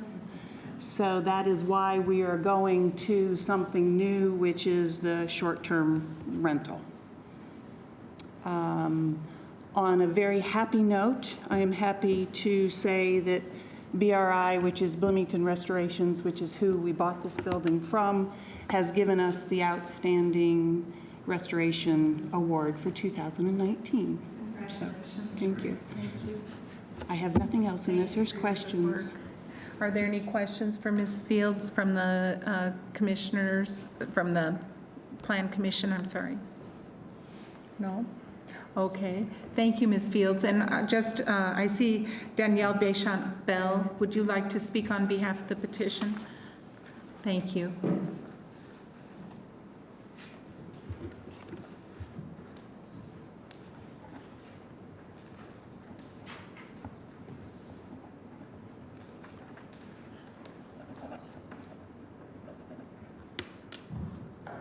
Hi, my name is Danielle Béchant-Bell, and I'm chair of the Monroe County Historic Preservation Board of Review. And yes, we are very pleased to recommend this for the HP overlay. As I just learned, particularly, this building has been vacant longer than I've been alive, and I just turned 50 in October. I don't mind saying those things. So I think that the fact that they've taken this on and are revitalizing not only the building, but this little corner of our county is very important. Yes, our board is concerned about what we call structures. Objects is also often used, although not allowed in state enabling legislation. But we like to look at what else is on the property that contributes to that property. So they don't look like much, concrete base to a sign or things like that, but they're important. So we also had concern that with the right-of-way being too close to the building, that should there be problems with traffic or something like that, that someone could be hitting the building itself. So that was some of our discussion at our meeting. A lot of thoughtful concerns there, but we do want to recommend this for this overlay rezone, which we know can be a very beneficial tool for revitalizing these buildings in our county and putting them back into good service. And obviously, they have done a wonderful job. And as Kay mentioned, it was purchased from Bloomington Restorations. BRI has a covenant on this building, so they have overseen all of the work that they've been doing on this building. So this overlay just gives them that ability to do the reuse that they like to do. Thank you. Thank you. Thank you. Now, I would like a show of hands from the members here in the room who would either like to speak for or against this petition. 3. Okay, again, we'll adhere to the 3-minute limit. Now, if those opposed to the petition would come to the podium, state your name and sign in. Okay. Oh, yes, you're opposed. Please come up to the podium and sign in and state your name. I guess I'm a little quick.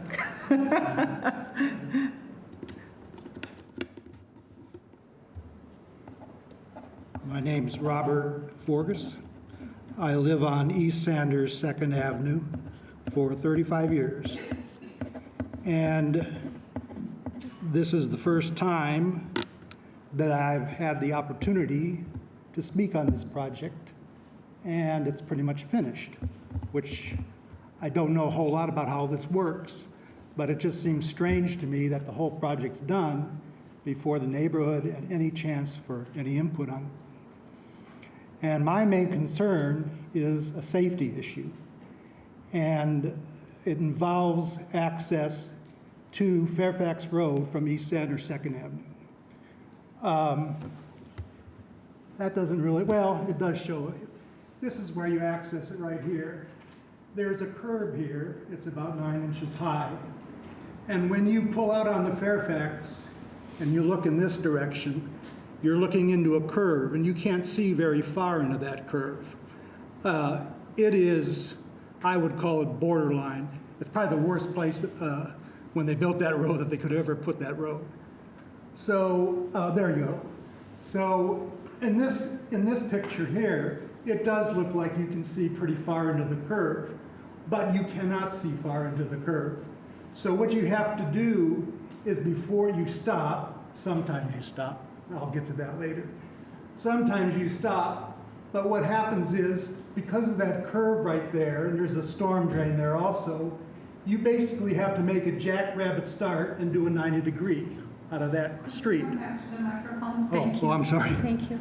You have to make a jackrabbit start and do a 90-degree to get on the road before an approaching car is coming. So what we used to do, the building's been unoccupied for many, many years, of course. If the weather wasn't clement, or if you just didn't feel safe coming out there, you would go around there. And then you'd give yourself another 50 to 60 feet away from the curb, a much better place to enter the road. In fact, on occasion, the snow folks would actually use that to avoid that part there. So in any case, my main concern is we no longer will have that option. And it's no fault of the owner of the building, but we no longer have that option to get a little bit further away from the curb and make the entrance onto Fairfax much safer. What I often do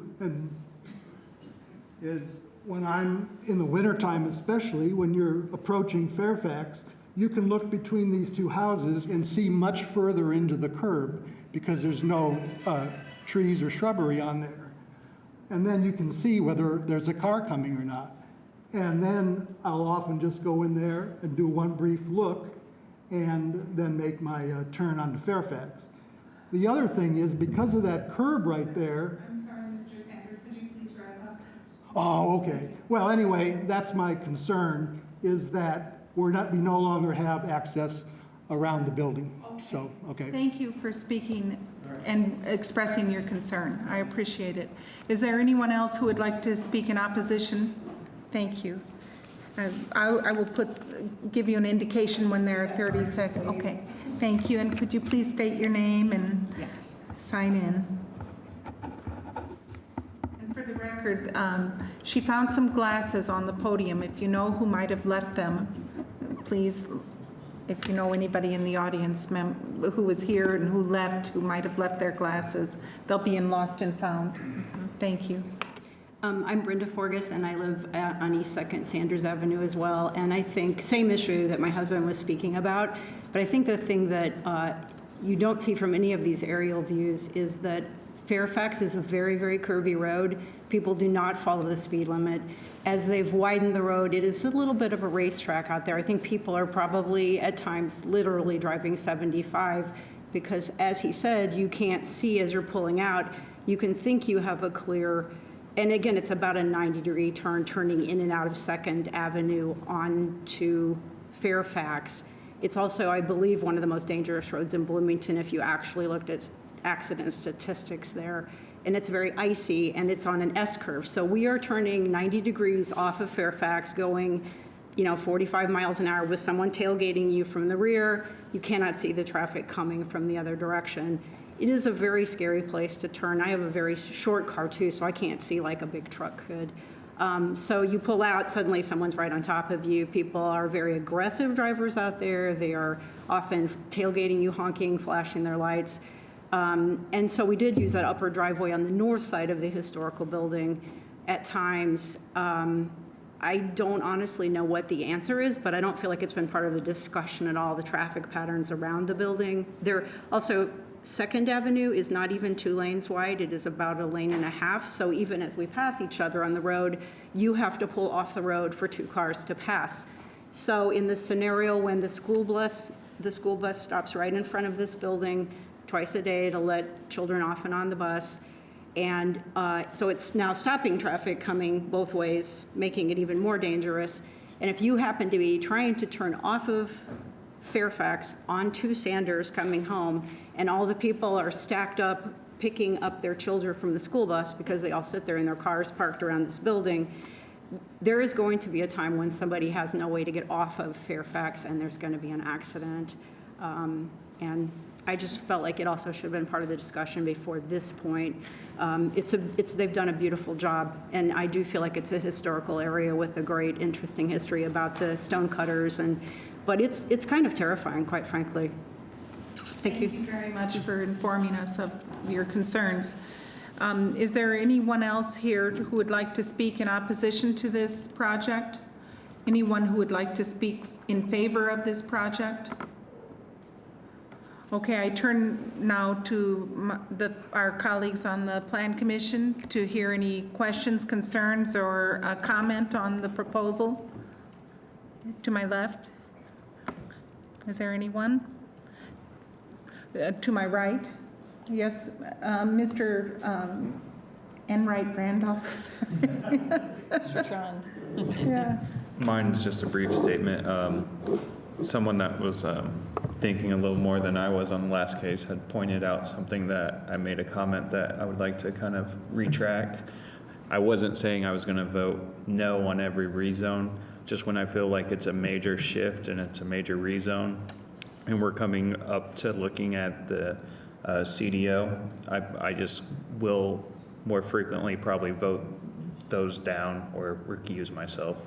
But the fact is, all of our items today are rezones, and I feel like if it really seems like a good fit for the county, I am going to be subjective, and when it's not just a favorable recommendation, or unfavorable too. Thank you. And Mr. McKim, and I'm sorry. Okay. I guess I just wanted to hear if Highway had any comments about the road concerns at 2nd Street and Sanders. We have taken different measures specifically in this area, in the Sanders area. I know we have installed rumble strips.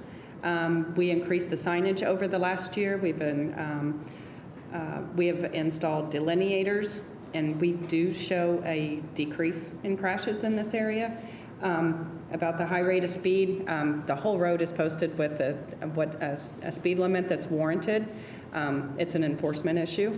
That's something that we can't address, but we have taken every measure, especially in the Sanders area, of trying to slow the traffic down, but we don't have an increase in crashes in that area. So. Commissioner Thomas had a question as well. So I was actually going to ask the same question because I didn't know if there's anything that could be done to assist. But also, I do want to thank the petitioner and the Historic Preservation Board for your hard work, and BRI, of course. I'm just excited that this is going to remain a monument to our history, and we appreciate all the hard work that's gone into making this happen. So I just want to thank everybody for their work on this. I'm sorry, you may come back and make a brief comment. I'm sorry, I used my 3 minutes already. I guess are we still allowed to drive on the north side of the building? I mean, is that now private? I think it was private. I think you were probably, was that not private? Yeah, so you were always sort of using it incorrectly. Yeah. Okay. But I do that all the time. I find myself increasingly driving through parking lots because of the way our roads are designed. Right. Okay. Yeah. Thank you. Yeah, I do. So where is the parking for this building? Behind? We haven't submitted like a Right. site It's a plan rezone, just yeah. yet for it, but the petitioner, would you want to come up and point to where I'm going to pull up that site plan again here. There it is.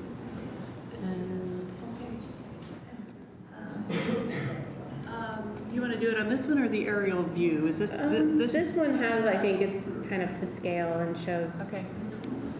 So currently, what the highway department is wanting us to do, So this is Second Street, this is Fairfax. This lower lot on the west side of the building, you can actually drive onto Second Street and get onto Fairfax. Highway Department has already encouraged us to close that end of that parking area off, this section here, so you can't get to Second Street from here.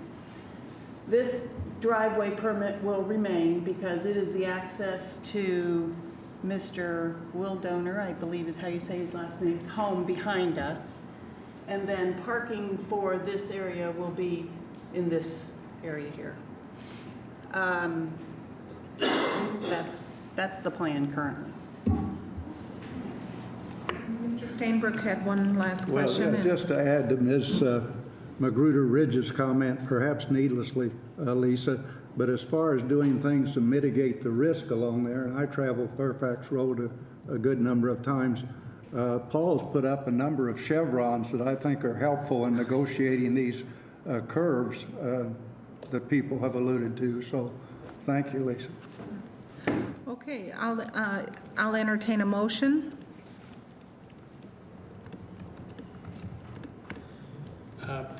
Okay, in the case number 1911-REZ-11, Fields Historic Preservation Overlay Rezone, I move that we approve the request for historic preservation overlay based on the findings of fact and those facts provided by the petitioner in response to the criteria for local historic preservation designation and subject to the county highway and drainage engineer reports with the following condition. 1, submit an accurate recorded legal description with proposed right-of-way requirement waiver. And let's see, is there a final hearing issue? Yeah, there's a waiver. And waiver of final hearing. Second. Mr. Wilson? Okay, the vote is on petition 1911-REZ-11, Fields Historic Preservation and Rezone. Again, a vote in favor is a vote to approve a positive recommendation to the Monroe County Commissioners in regarding the Historic Preservation Overlay Rezone. Approval based on the findings, including County Highway Engineers Report, with a condition on a right-of-way and a waiver of second hearing. Again, a vote, yes vote is a vote to send a favorable recommendation to the Monroe County Commissioners. Trona Wright Randolph? Yes. Bernie Garitas? Yes. Jeff McKim? Yes. Jerry Pittsford? Yes. Jim Stainbrook? Yes. Julie Thomas? Yes. Amy Thompson? Yes. David Warren? Yes. Margaret Clemens? Yes. The resolution is approved by a 9-0 vote to send a favorable recommendation to the Monroe County Commissioners. Again, it's usually 2 to 3 weeks before it's on the Commissioner's agenda. If you want to be notified of when that goes to the Commissioner's office, please contact the Monroe County Planning Department, and we'll put you on the list to receive a notification of when it's set for a hearing by the Commissioners.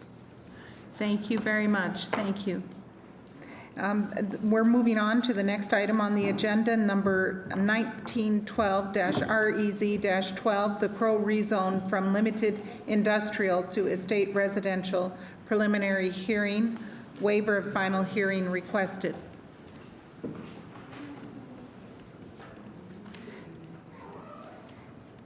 Thank you, Ms. Payne. Thank you.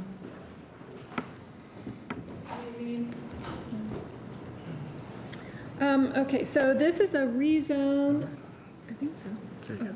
Okay, this is a rezone request to change current zoning from limited industrial to estate residential in order to expand a pre-existing non-conforming residential use.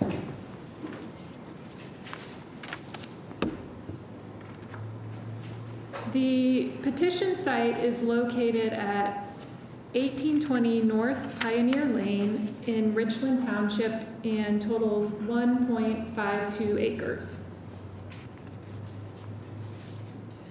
The site is currently zoned limited industrial. Surrounding zoning includes PUD to the north and the south, limited industrial to the west, and estate residential to the east.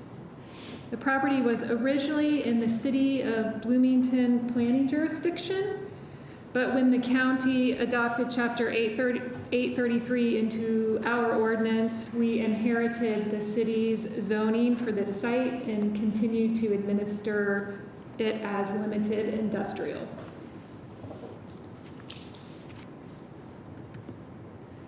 The site is located within the McEwen Employment Designation Area of the Comprehensive Plan.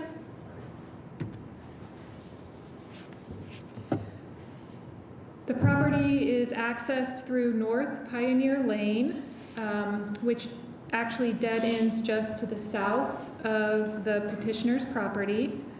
And the parcel does contain one single-family residential structure, which was built in 1982. And for the last 38 years, the petitioner's use has been residential. The site is less than 15% slope. It is not located in FEMA floodplain, and there are no karst features on the property. Here we have some site photos. In the top left, we are looking, you're in the backyard looking north. The bottom right is the backyard looking east.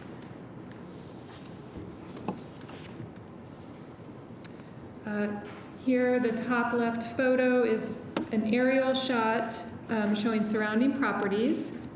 And then the bottom right is front of the lot looking north on Pioneer Lane.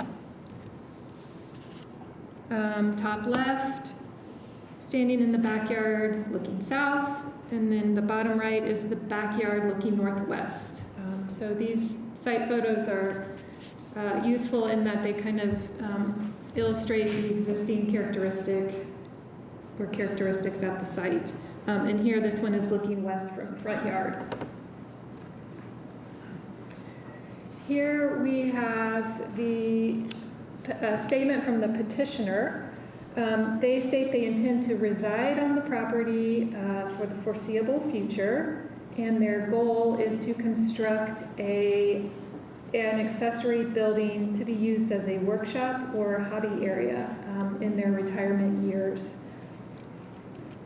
Included in your packet is this site plan. And staff recommends approval of the request based on the findings of fact subject to the county highway and drainage engineer reports. Are there any questions? Are there any questions for staff? To my left? And to my right?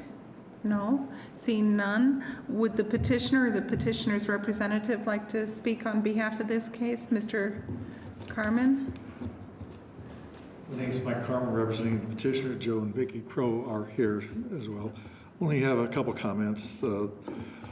It's unfortunate it has to be called a non-conforming use because it didn't start out that way. They didn't do anything.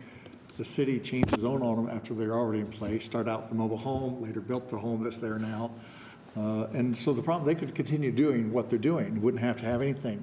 But he can't make changes to the property. So to put up the accessory building, whereas Joe's approaching retirement now, and he wants to put his hobby building in there, and he has no choice. So the rezoning is to allow that. I mean, it's an unfortunate requirement, but it's what happened to the property, not something they've done to it. So we would ask for your support. Thank you. Thank you. Is there anybody else who would like to speak on behalf of the petition? Seeing none, is there anyone who would like to speak in opposition to the petition? Seeing none, I'll move to discussion among the Plan Commission members, if there's any. To my left. Yes, Mr. Pittsford? I mentioned administrative meeting, this property, and it's at the end of residential road. It was never, ever, ever in a million years going to become light industrial. If the road to hell is paved with good intention, this rezone just put one more block in that road, or brick, so it's paved a little bit farther down the road. It was never intended for this. I agree with Mr. Carmen. I think it's a shame when residents have to petition to change the zoning on the property to be able to do what they should have had the right to do all along. So I hope in the future, as we go through and rezone, we'll be much more careful and much more sensitive to what exists there before slapping a color on the map and saying this is what it's supposed to be. Thank you. Thank you. To my right, are there any further comments or discussion? Seeing none, I'll entertain a motion.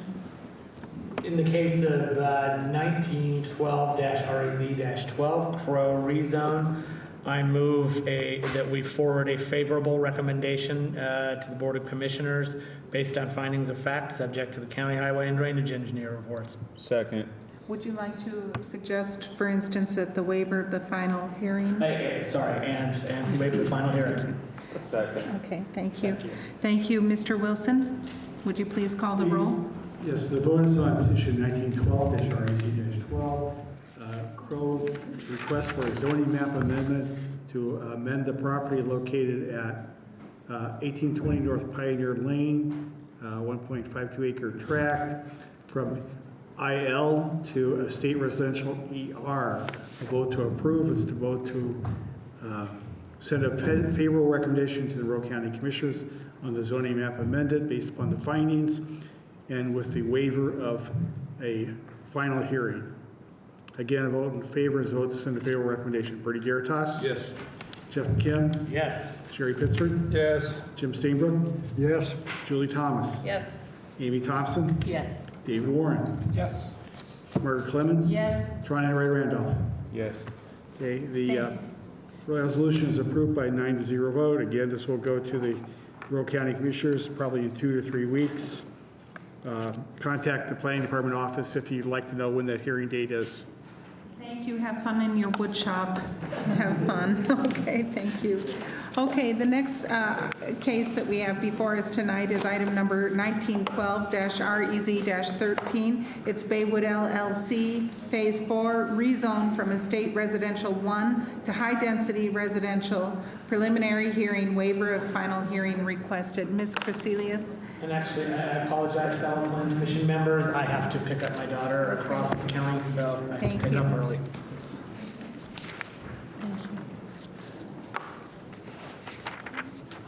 Okay. Okay, thank you. Thank you very much.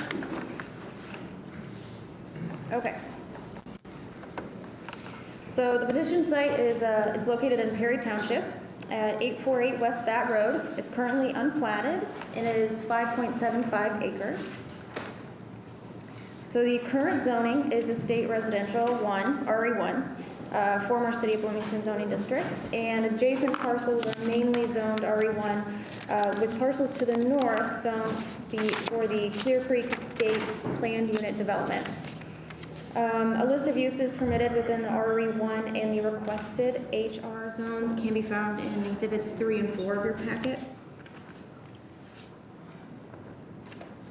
So a summary. The petitioners are requesting a rezone to high-density residential in order to continue the expansion of the paired townhomes of the Baywood neighborhood at Clear Creek Estates.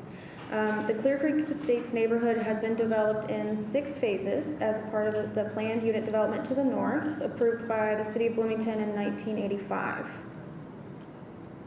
So the image on the screen illustrates the 6 phases and where the current phase, Baywood Phase 4, is circled in black. So in order to continue with the same style of paired townhomes at the Baywood neighborhood, a 0-foot side setback and a narrow lot width would be required. The RE1 zoning allows a minimum side setback for structures of 30 feet, and the minimum lot width is 200 feet. The petitioner's representative states that the HR zone was chosen because it has a minimum lot width of 50 feet, and that is the closest based on the overall average lot width of the past Clear Creek Estate phases that are pictured above. So as you can see, Phase 4 expected to be a little bit smaller. So because of the 50-foot minimum lot width, and in addition to the option of a 0-foot side setback that can be designated when platted in a preliminary plat of the HR zone, The site has access to sewer and water, along with maintaining approximately 360 feet of road frontage along West That. In addition, there's a platted road connection currently stubbed from the north through West Baywood Drive. The site has the planned access points from Baywood Drive and West That Road, which are both classified as local roads according to the thoroughfare plan. The proposed development will include sidewalks and will have connectivity to the Clear Creek Trail through the Clear Creek neighborhood. So the parcels contain approximately 3 acres of buildable area. 2 sinkholes were identified on the site that were previously undetected by the prior surveying company. The proposed paired townhomes with narrow lot widths would enable a more clustered housing design to be able to avoid the environmentally sensitive sinkholes on this parcel. So the Monroe County Urbanizing Area Phase 1 designates the petition site as mixed residential. Within the mixed residential description, it states that these kinds of neighborhoods are intended to serve growing market demand for new housing choices among the full spectrum of demographic groups. That residential buildings should be compatible in height and overall scale, but with varied architectural character. MCUA Phase 2 identifies this area as an urban infill neighborhood in the neighborhood districts. The transportation section of the comprehensive plan states that cul-de-sacs and dead ends would not be appropriate within this development type.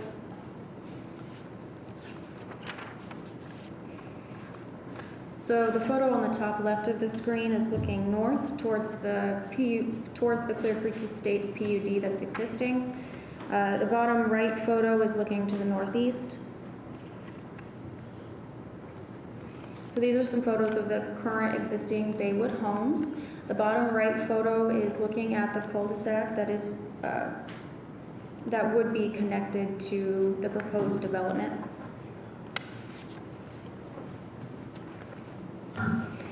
So if the rezone request is approved by the county commissioners, the next step for the development of the site would be to file a major subdivision preliminary plat petition. In addition to a preliminary plat amendment to the previous Clear Creek phase to the north in order to update and adjust the location of the road stub to accommodate those sinkholes found on the site. The major subdivision preliminary plat would include putting both of those sinkholes in a sinkhole conservancy area. At the last administrative meeting, it was informally requested that analysis of the location and distribution of the HR, MR, and UR zones was provided by staff, and that is also within this report as Exhibit 6. Additional questions really regarding the conceptual drawing above can be addressed at the time of the major subdivision preliminary plat. Highway has previously commented on this at PRC. Stormwater states that the site generally slopes west to east with an apparent sinkhole in the northeast corner, and that if rezoned, stormwater will be monitoring the management of the sinkhole areas and a point of stormwater discharge from the site in the southeast corner. The highway engineers at that time had no comment. So staff recommends approval of the rezone request based on the findings of fact and subject to highway and drainage reports. So approval of the rezone favorable recommendation, and the petitioners are also requesting a waiver of the final plan commission hearing. Does anybody have any questions? To my left, does anyone have any questions for staff? To my right, Commissioner Thomas.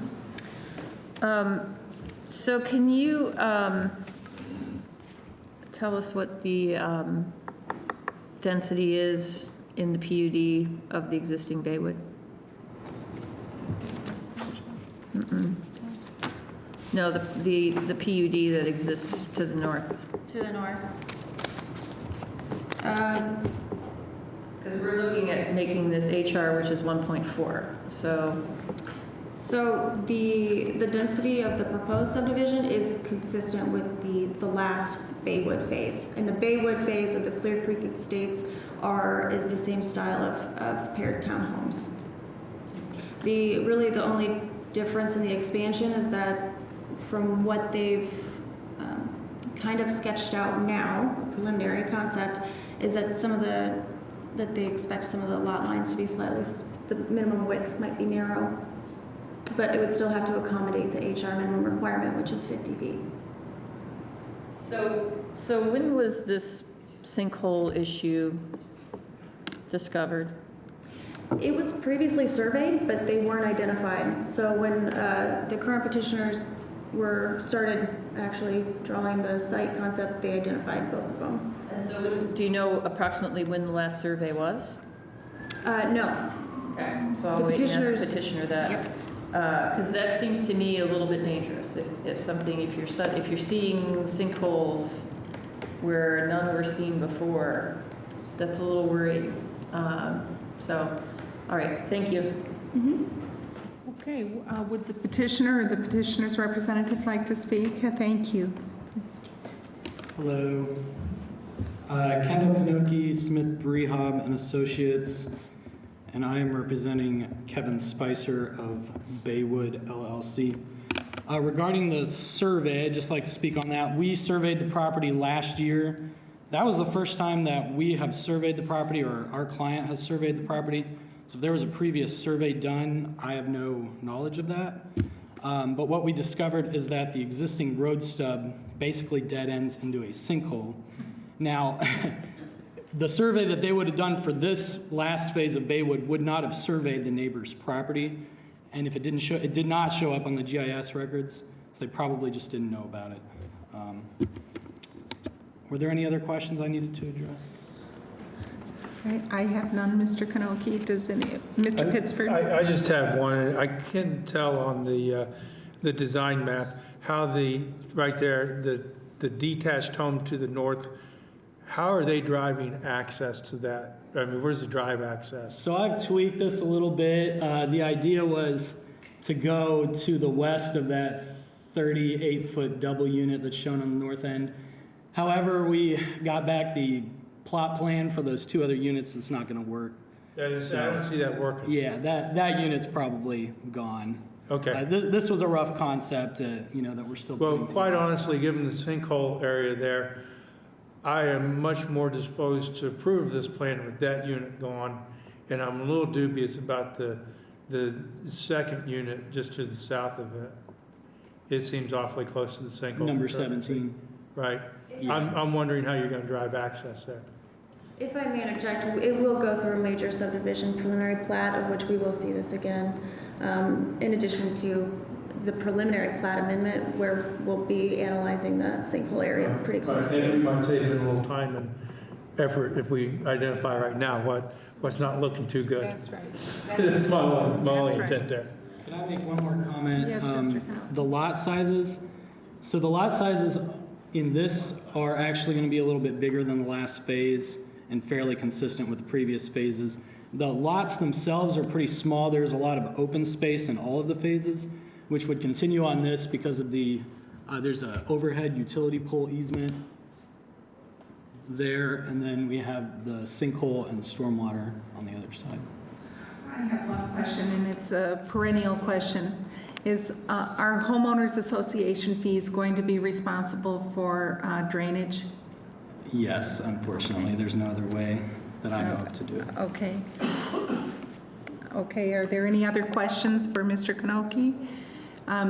Okay, thank you so much. Thank you very much. Is there anyone else here who would like to speak on behalf of the petition, in favor of it, in other words? Anyone here to speak in opposition to the petition? Please come to the podium, state your name, and sign in, or vice versa.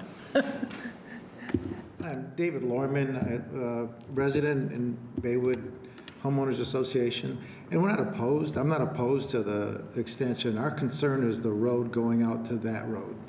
The extension, we know that, we knew this was going to be built eventually, so there's really not opposed to that. But we're concerned that the road coming out, the street being extended, Baywood being extended out to that road, will end up being a through street, and people will take that from that road to Rogers, or take it and then turn into the subdivisions to the north.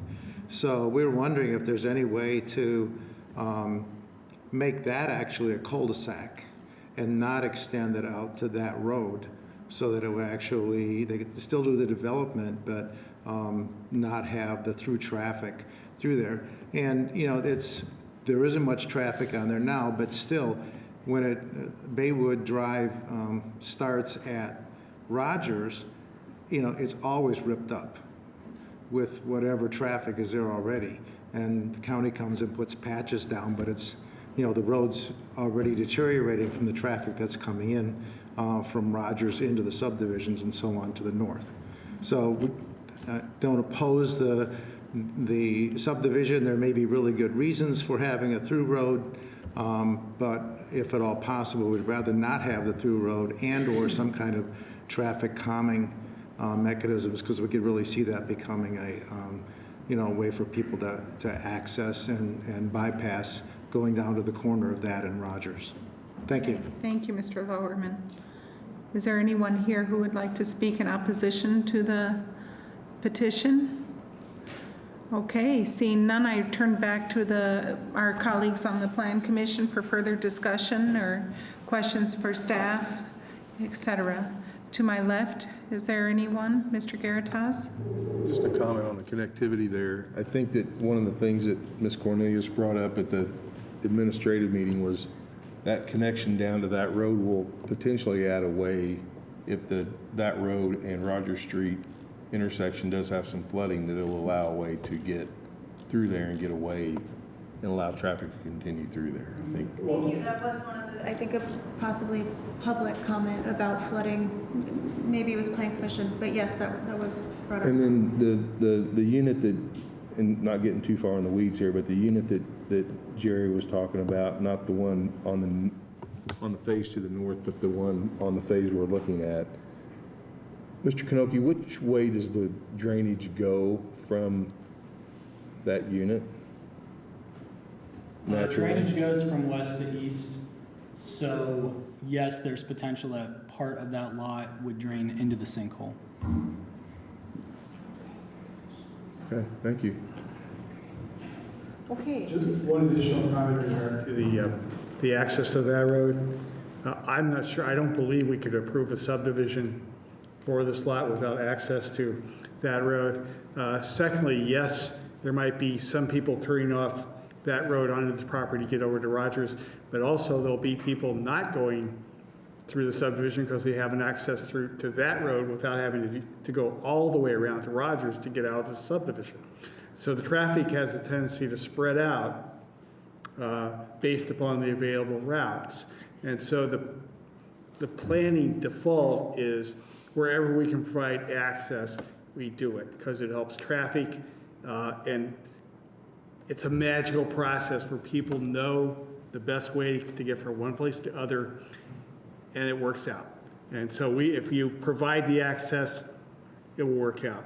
If you don't, you've got to basically adding another, quarter mile of dead-end road, which we don't want to do. That's not on the table tonight. This is a request to amend the zoning map. It will come up in the subdivision portion should the zoning amendment be approved. But I will tell you, staff's position is we want to see two ways of access from any subdivision.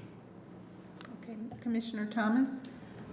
So I have real concerns about the sinkholes again. It's really troubling to me, not just for access, but for what's going to happen next. I would really, I just don't feel comfortable putting a high density in this small space. This is not a large lot. The other thing that's concerning to me is when you drive down that road, it has a very different look than what's going in here. It has a very different feel. It feels very rural. It looks very rural. It is very rural. This is a massive change. Even just putting this small lot and changing the density so greatly, I think is a pretty significant change to the feel of that area. And I think we need to think about that as well. Now, on the other hand, I like the fact that it's close to the trail. I like the fact that it connects with the existing subdivision. That all makes sense to me. As for traffic, there's not much we can do, obviously. But those sinkholes are really concerning to me. I just feel like I'd want to know more, and I don't know even what to ask, so maybe Mr. Enright Randolph could help me. What else do I want to know? But I was curious because there were comments from our MS4 coordinator about sinkholes and design review, stormwater drainage outfalls to the east side of the property. It seems like you have some idea of what's going on over there, and could you speak on that Yes. any further? Mr. Quillman, please come.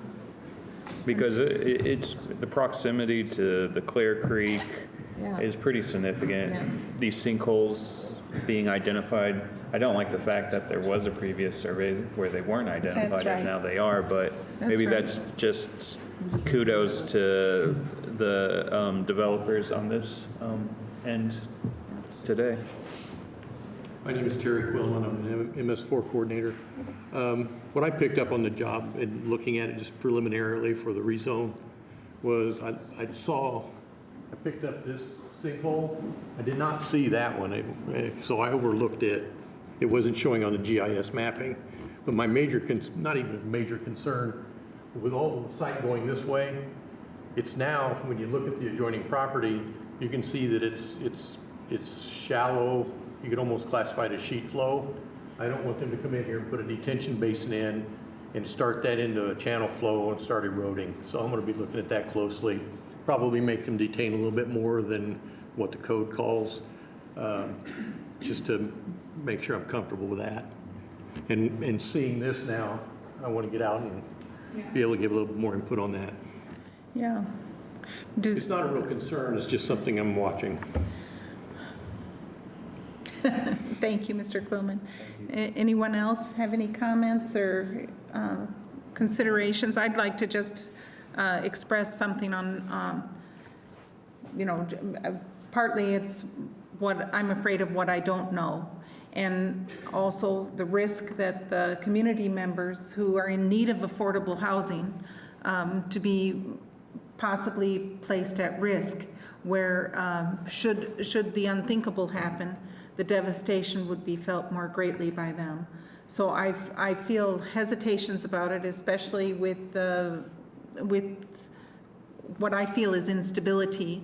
And I don't think that it's maybe the best idea to build on karst property. I think that there's quite a bit of literature on that. I'm sure there's quite a bit of literature on building on it too. But that being said, I think we should entertain a motion. Yes, Ms. Crecelius, sorry. So at the administrative meeting, I had brought up that because sinkholes were brought up as, a possible issue in the past for maybe grading permits or enforcement, if we're concerned about karst and sinkholes, we request a geotechnical report that inspects.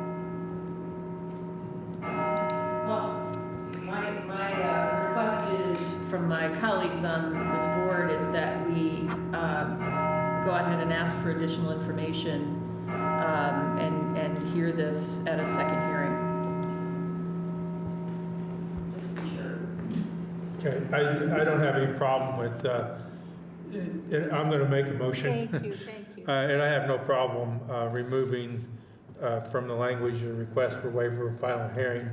Well, we don't need a motion then, right? Okay, because it then just automatically comes. Right.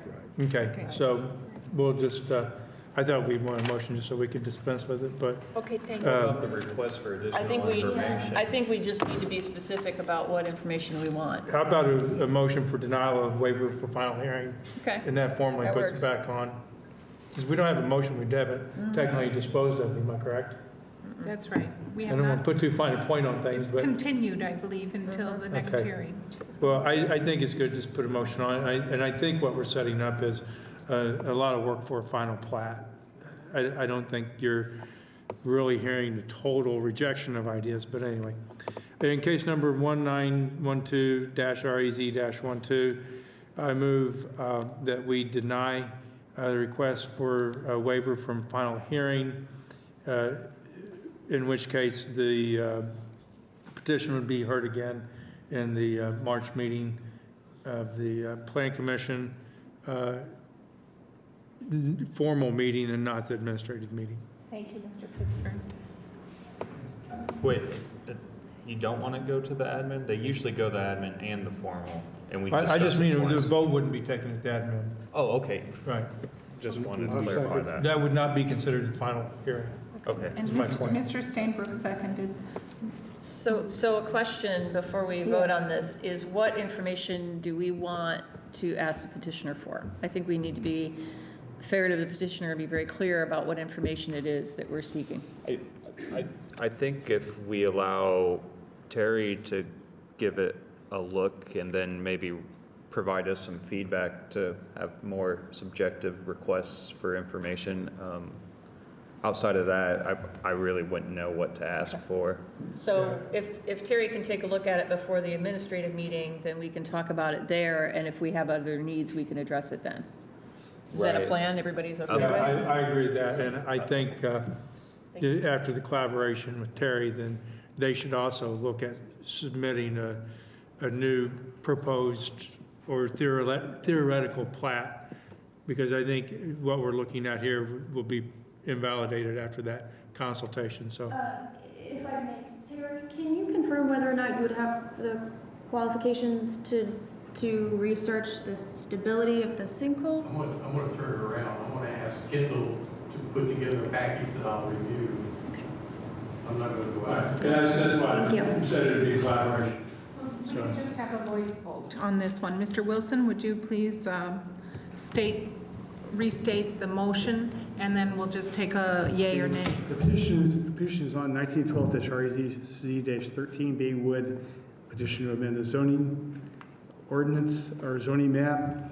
And the motion is a motion to deny waiver of the final hearing, which has the effect of taking it to the March meeting of the Plan Commission for a final hearing at that time.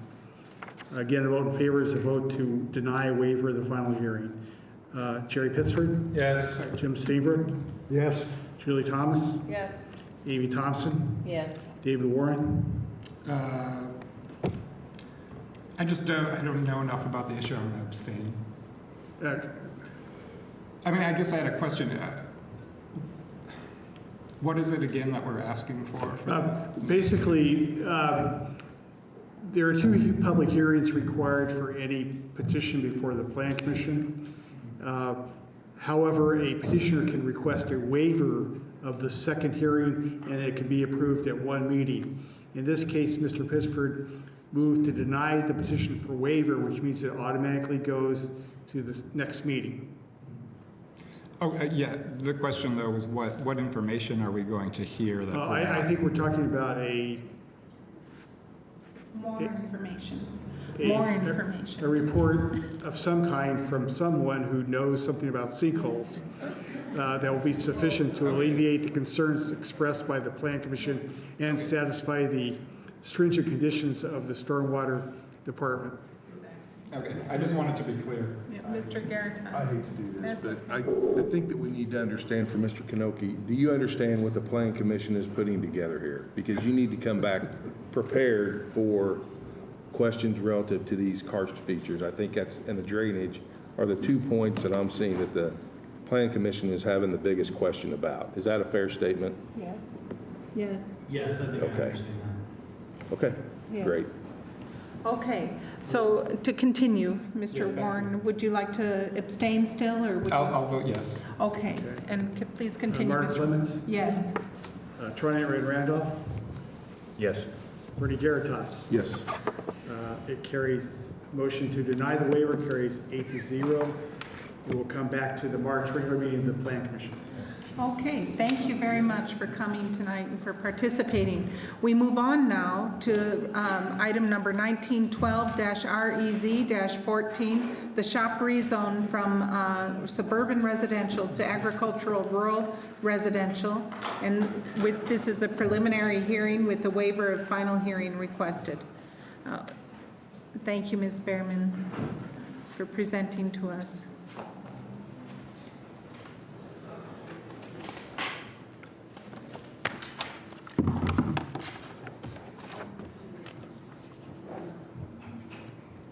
All right.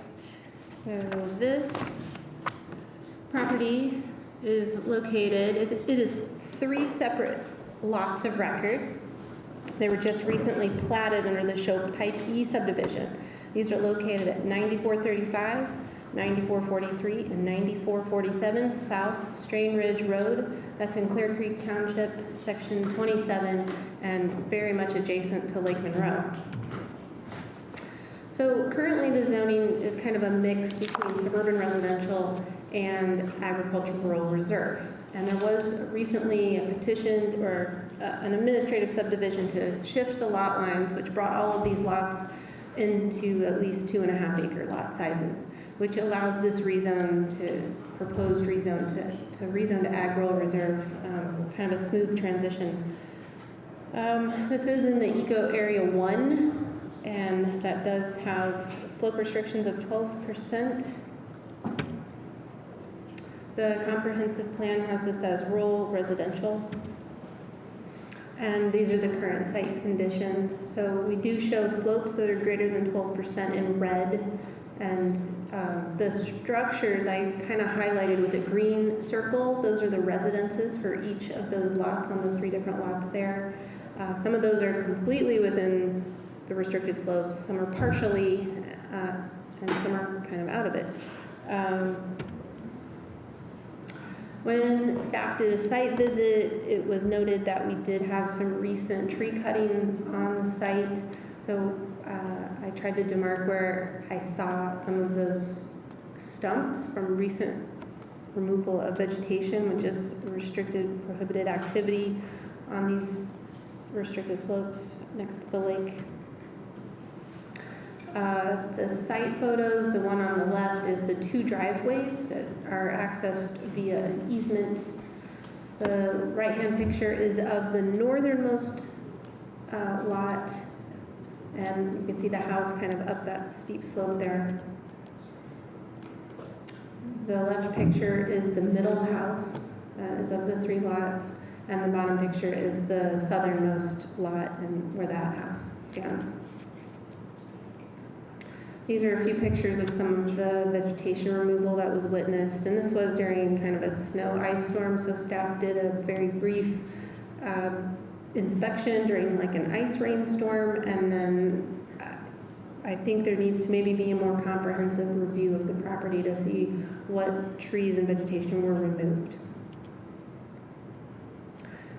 The upper picture is the middle site, which had the most tree removal that was witnessed, and this is the view that you see of the lake here. I do believe that some of that view is grandfathered, that it was done prior to 1997. Looking back at historical aerial photos, some of this is not recent. It's old. It's just been mowed over time, but there is some recent removal that needs to be addressed. And then this is the upper picture of the driveway. The lower picture is an aerial view showing the proximity to Lake Monroe and the fields that are to the west. And one more aerial shot there of the 3 lots. So this is the petitioner's letter where they're outlining that they would like to rezone to the ag rural reserve zone, which requires, the 2.5 acre lot size, which they achieved through their lot line shifts recently. The purpose is that they would eventually like to do the short-term rental, also known as tourist home, with these homes. And when they were doing those lot line shifts, they took into account to make sure that they were going to meet those new non-residential setback requirements for those houses that are there. So they would meet the 50-foot setback should they choose to, ask for this tourist home permit and go through that site plan review process. And this is the site plan that they provided, which was the updated recorded plat for that Type E subdivision. There was a request at the admin session to show what the approved uses were in each of the zones. And so this is basically the ag rural reserve zone compared to the suburban residential zone, and showing what is permitted. And hopefully you had a chance to look at Exhibit 3. It's it's kind of hard to see here, but suburban residential, very much residential. Ag rural reserve, does have more ag type uses and does also include that tourist home use, which is what they're seeking to do on some of these lots. So the highway department did not really have any comments here. They recently dedicated the 45-foot right-of-way during that type E subdivision, and stormwater comments were, they're not going to review it unless there's some construction proposed, which there is none at this time. So the recommended motion, staff recommends approval based on the findings of fact, subject to the county highway and drainage engineer reports with the following condition: that we hire a certified arborist to assess the missing trees from the petition site and work with planning staff to create a plan for replacing trees on slopes greater than 12%. Any questions? Are there any questions for Ms. Behrman to my left?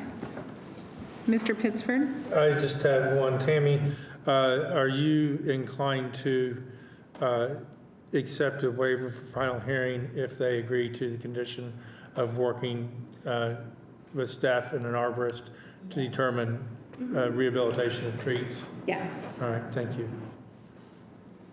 Any questions for staff from my left? Mr. Stainbrook? Well, just an editorial comment, Tammy. This certified arborist is what I had in mind earlier in the evening. Oh, I see. And any questions to my right? Yes, Mr. I'm just curious what the source of that pipe is. Where does that pipe originate? Pipe that was in one of those pictures. Good question. I assumed it had something to do with stormwater, like drain pipes, but I really don't know.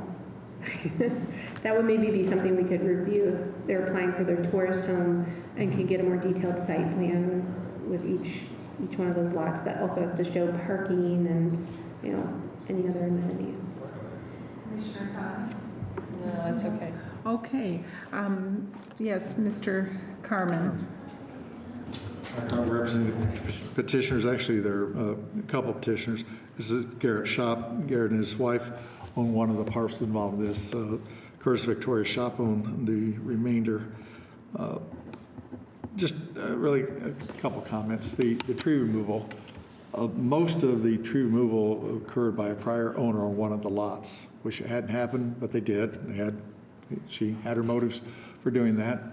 Not we would agree with them, but it was a done deal, and we bought it as is.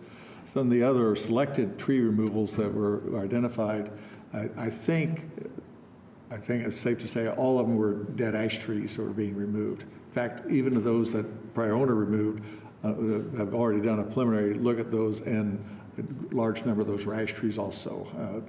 The idea of using an arborist to look at that and help with a plan for some, I hate to use the term reforestation because that probably overstates it. We're not trying to create a forest out of it again, but that's already underway and have made initial contact, and we'll follow through with that. So that's not a concern. The shops, I don't know, could you put up the plat or the overview? Curtis Victoria own, this is their residence. Garrett and his wife's residence is the lot to the north end of that. Over a period of time, Curtis Victoria worked pretty hard to acquire some of the surrounding land there because it gives them the ability to control to make sure it's used appropriately, which their home's there, they're there for the duration. Garrett and his wife have their home there, they're there for the duration. And so they really wanted to, there's a tendency to get close to the lake to some things happen, particularly on small lots. You get small structures, you get some older structures because the use is a little bit different. So even though there will be a likely use of a request to do tourist homes, get an approval to do that on some of it, that's even going to be on properties adjacent to their homes where they're still going to be in position to control and monitor how even that tourist home use is done. So the rezone to Ag-RR, it's pretty much consistent with the land surrounding the area.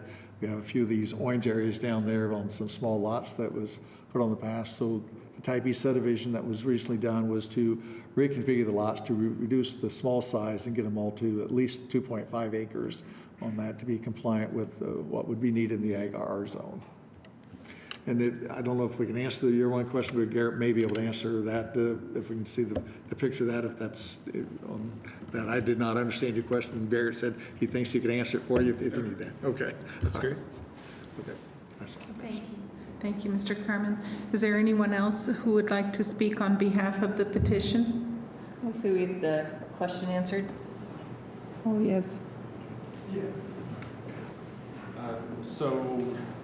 Okay, so that drain pipe is to the north of the center building, and it is, I do believe, from the downspout from the gutters.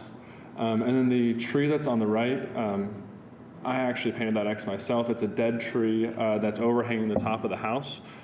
We had a Mother Nature landscaping out there earlier this year. They removed a few of the trees directly surrounding the house that were dead, that we were concerned about them falling. That one, they were not willing to do that day because of the winds. And they were concerned that with the wind blowing the direction it was, that it would fall on the house. So they said they would prefer to come back at a later date. But the arborist that we were looking at hiring actually worked at Mother Nature Landscaping up until recently when he went off to start his own company, and he's actually worked with this council before. No. Yes, Commissioner Thomas. I would just like to ask that when we look at conditions, and Mr. Warren's right to ask about this, it probably is the downspout, but I also know that in homes from the 60s, 70s, and 80s even, in some of the eco areas around lakes, you also often find gray water, which would normally be caught in a septic inspection. But, so whoever's making the motion, if you would add just verifying that information about what that pipe is carrying would be helpful. Okay, staff could do that, can't they? It would just be a condition. Right, Yeah. okay. Yeah, no, yeah, it would be, staff would be fine. I just want to make sure we're clear on it, so. Mr. Pittsford, do you have a comment or a No, question? I'm ready if you want a motion. Well, we're going to entertain any comments from anyone here in opposition to the proposal. Is there anyone here who would like to speak against it? Okay, then I'll entertain a motion, Mr. Pittsford. Sorry, I didn't mean to jump the gun. I thought we'd close public Thank hearing. you. In case number 1912-REZ-14, the shop rezone request. This is a rezone of 10.16 acres located in Clear Creek Township, Section 21. I move approval of this rezone request from suburban residential to agricultural rural reserve based on the findings of fact and subject to the county highway and drainage engineer reports with following two conditions. One, that the petitioners hire a certified arborist to assess the missing trees from the petition site and work with the planning staff to create a plan for replacing trees on slopes greater than 12%, and that staff work with petitioner to verify that all outflowing or all pipes carrying outflow from residential structures not be used for the purpose of conveying gray water from the house. And lastly, I'd add that we grant a request for waiver of second hearing. Second.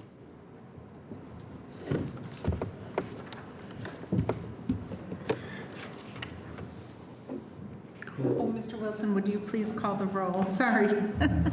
Okay, this is on petition 1912-REZ-14, shop requests for a amendment to the zoning map from SR to Ag RR. A vote in favor is a vote to grant or to send a favorable recommendation to the Monroe County Commissioners for the zoning map amendment based upon the findings with conditions in the staff report, including the specific conditions to our certified arborists regarding replacing trees in the 12% zone, regarding the outflows, and also to grant a waiver of second hearing, final hearing, and including the county highway and drainage engineers reports. Again, a vote in favor is a vote to send a favorable recommendation to the Monroe County Commissioners in regard to approving a zoning map amendment. if I may, before he calls roll, I want to be sure that it's clear that this determination of pipes carrying outflow from residential structures extends to all residential structures in the petition and not just the one depicted in the picture. Okay, Jim Steinbrook? Aye. Julie Thomas? Yes. Amy Thompson? Yes. David Warren? Yes. Margaret Clemens? Because the sole purpose of rezoning is to operate tourist homes on the lakefront, I'm going to vote no. Okay, John Enright? Randolph? Yes. Bertie Garitas? Yes. Jeff McKim? He's not here. Jerry Pittsford? Yes. Okay, vote is 7-1 to send a favorable recommendation to the Monroe County Commissioners in regard to the zoning map amendment. Okay, thank you very much for coming tonight. We're moving on to the next item on the agenda, which is 1912-SSS-16, the Chitwood Sliding Scale Subdivision Preliminary Plat, Amendment 1, request to remove condition number 3 of 1904-SSS-08, preliminary hearing, waiver of final hearing requested. Okay, Ms. Nestor Jelen, please. Thank you. I believe Mike Carmen's here to represent the petitioner tonight. So this is a preliminary plat amendment, and we're specifically looking at removing a condition that was approved in the previous approval of the subdivision, 1904-SSS-08. So just to run through this property, it is in the Benton South Township. It's located off of East State Road 45. The zoning here is agriculture rural reserve, and it's also in the environmental constraint overlay area 3. The comprehensive plan has this as rural residential, and the site currently exhibits 2 single-family residences, one that was built illegally without the appropriate permits. The site has some significant slope on the east side. Previously, when they put together a subdivision request, it included several waivers, including buildable area and the environmental constraint overlay requirements for the amount of acreage for each lot having buildable. So on July 16, 2019, the Chitwood subdivision was approved for 3 lots, and it included several waivers, which is why it was a decision by the Plan Commission. Once approved, these move forward, and the staff typically reviews a final plat. The 5 conditions we're moving through and were going to be met except for number 3. We were notified about a month after approval that the road had been put in without the appropriate permits. I do want to make a note that number 3 was incorrectly listed as the western driveway. It should have been the eastern driveway, but that is what was amended, or that was what was stated in the Plan Commission minutes, and so I wanted to be clear and consistent that that was what was approved, but in the presentation and on the plat that was approved, it was clear that the intention was the eastern driveway. So this is what the driveway looked like prior, and this is what it looks like now. So the pavement for the roadway was actually done in the gravel area, but the cul-de-sac was graded out, and that area was previously undisturbed. So what would have needed to happen prior was an NDOT roadway approach permit, which required a bond with NDOT, a grading permit, and a construction plan. So we had none of those. And so once we learned of this, we realized that this is a material deviation, and we couldn't move through the subdivision final plat. So here is just a view of the NDOT roadway approach permit. It was issued on October 23rd, 2019, so just running through that quick timeline.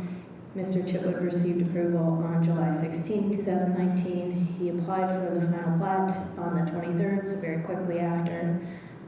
The cul-de-sac and road was built without permits on August 21st.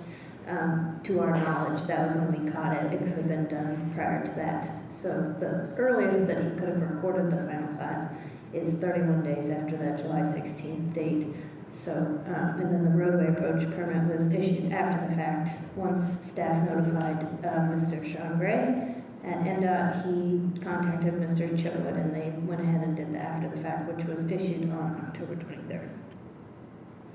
So in our subdivision control ordinance, we have a provision that states that if a subdivision is approved and there is conditions of approval and those conditions are not met, that actually constitutes a preliminary plat amendment requirement. So that is what we're here tonight to approve or deny, is that the Plan Commission needs to decide that condition of approval, whether or not that was something that needed to be followed before or could be done after the fact. So conversation with John Gray was very clear that he needed to get the roadway approach permit for that eastern drive, and he was moving forward with contacting Mr. Chitwood. And we also contacted Mr. Chitwood in coordination with the legal department, and we also brought this to a Plan Commission administrative meeting before we proceeded.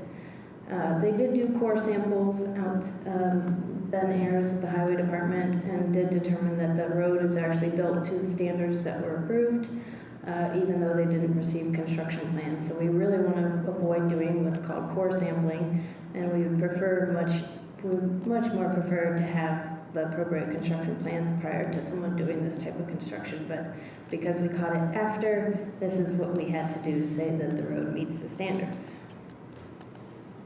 So this is the new preliminary plat. It shows the road being built to standards and has a bulb out of that roadway width, and it still includes the 3 lots. And if approved tonight to remove that condition, all of the previous approvals would still stand. And here is just a kind of a road profile. It exhibits somewhere between like 5 and 8% slope as you go through.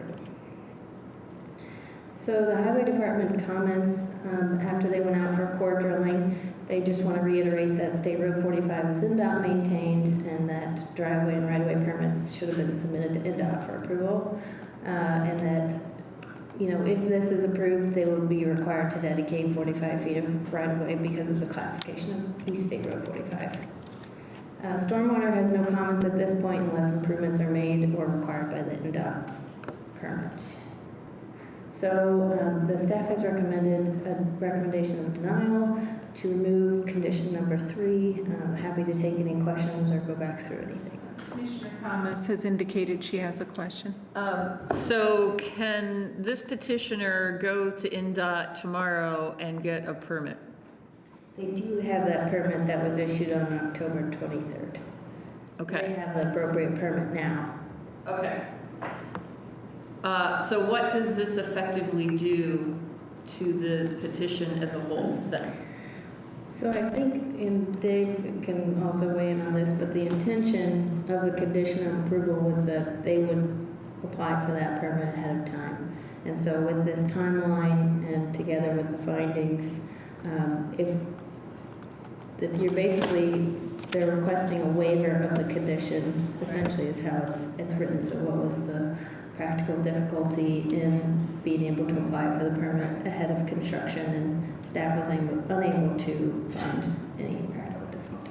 So then what happens if this is denied? We would be moving forward with enforcement.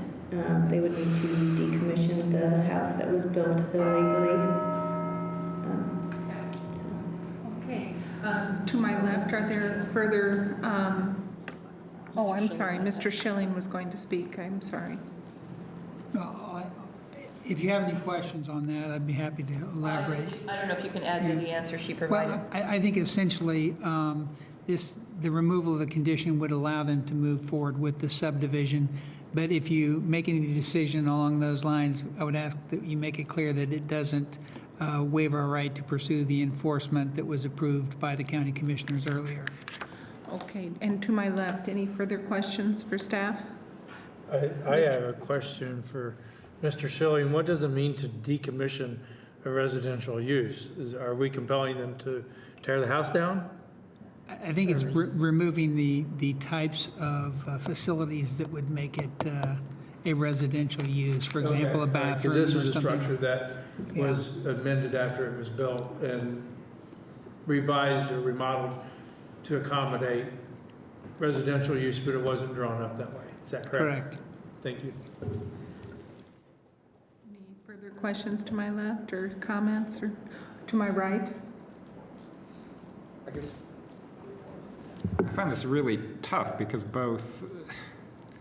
we either say you can remove this condition, in which case it's okay to break the law, or we can say we can remove this condition, or we can't remove this condition, and then you have to decommission a house. Both of those seem terrible. Well, let's then hear from Mr. Carmen. Mr. And I Carmen. will just mention that there could be potentially other avenues, like if they wanted to do some sort of BCA relief of asking for a detached accessory dwelling unit, but they're way over the size limitation and they don't meet many of the design standards, so it would require further step than that. Sorry, Mr. Carmen. Before you start, I was just wanting to make sure that this is only changing that one condition. Everything else prior is still, I guess, caked in, built into this, as far as the pedestrian easement and everything. So that would all be nullified if you denied the condition. If we denied it, Yep. but currently it's still all Yep. there. Okay. Okay, Mr. Carmen. Mike Carmen, representing the petitioner. As I understand where we are, and is we've got a 3-lot subdivision, not finally approved at this point. On those, we have septic permits already for all residential structures. We have a road built that the Plan Commission required before. I would say that if you remember, petition didn't really want to do the cul-de-sac and what it was, but that was a condition, and it's done. Required to have an NDOT permit. They have that. Obtained after the fact, so we're out of sequence on what it should have been, but they have it. So I now understand why we want to talk about tearing down structures or decommissioning structures. That makes no sense to me. If there's an enforcement issue, then deal with it as an enforcement issue. That doesn't require decommissioning the structure. That's punitive. The only reason you do that is a form of punishment. You have fines available if that's the appropriate action to take as an enforcement issue for acting out of sequence, not getting the permit up front. But there are penalties, there are enforcement issues to deal with that are not punitive in the sense of taking a structure out of commission. We've got a septic permit for it. There's no questions about the structure itself. The road's already there and paved and in. There's the driveway permit's in place. I'm a little bit perplexed as to why we are where we are now. Not that it wasn't petitioner's fault that got us on this path, but where we are as we stand here right now, talking about denying something that's already done, it's already in place, that they've already got it in hand, and then use that to springboard that into decommission a structure that's permitted, it's useful, the septic permit's in place. And so I would ask you to, procedurally, this, I guess I don't understand why it's being presented this way. It really becomes back to, it's really a reapproval of preliminary plat with conditions that you imposed before as conditions of approval now being in place, and would ask you to do that. Okay. Just since you're here and you've been here before, I'd just like to ask my colleagues here if they have any questions for you, Mr. Carmen. And to my left. Mr. Carmen, does Mr. Chitwood acknowledge that he was in violation of the sequence of requirements based on the approval? Yes. Okay. Was there a legitimate reason for that? When I asked him, his name was, he had a permit, apparently that didn't cover this. There came a point when he had to know that he had to get the NDOT permit. The work was already underway and he went ahead and finished it, yes. Okay. Sort of like with the house. Right. I can't help but feel compelled to suggest that punitive measures are necessary when someone breaks the rules. And I don't know whether his violation of the sequence of order means that the punitive action has to be taken on the house that was, or the residential structure that wasn't built to be a residential structure, if it should be taken in some other means. But I do think, just as a commentary, that some sort of punitive result needs to flow from this, even if it's just enforcement action. Thank you. Commissioner Thomas? I agree. If this were the first time offense, if this were, hey, gosh, I didn't know, application got lost in the email, whatever it might be, I would feel very differently about it. But I feel like we have somebody who breaks the rules that everyone else follows and then comes and asks for permission after the fact. And I don't think that's fair to everyone else in this community who does the right thing. You don't need to respond. I'm just sharing my perspective on this. So I don't know what the answer is, but I don't think making it all right for him is the answer. So I'll leave it to my colleagues to suggest something. You have an advantage on me because you're referring to things I don't know anything about. I'm not aware of, and I'm not heard any discussion tonight about a history of known intentional and repeated violations by Mr. Chitwood. So you have an advantage on me there, factually, if that's what's happened. But it is punitive to create the waste of a residential structure. You know, we've spent much time tonight talking about housing issues and affordable housing. I'm not saying this is an affordable housing project, but every property you take out of productive and reasonable use that's already existing is punitive. That's when you weigh the punishment against the crime. We got a permit issued in October that need to be issued in July. That's what we're talking about. The difference between July and August, that is out of sequence, admittedly, yes. But you have a fine system to deal with ordinance violations that doesn't say decommission a house. That you have an ordinance that tells you in violations, here are appropriate and possible enforcement actions, and none of them talk about decommission a structure. And so we have a paved road in place, septic permits in place.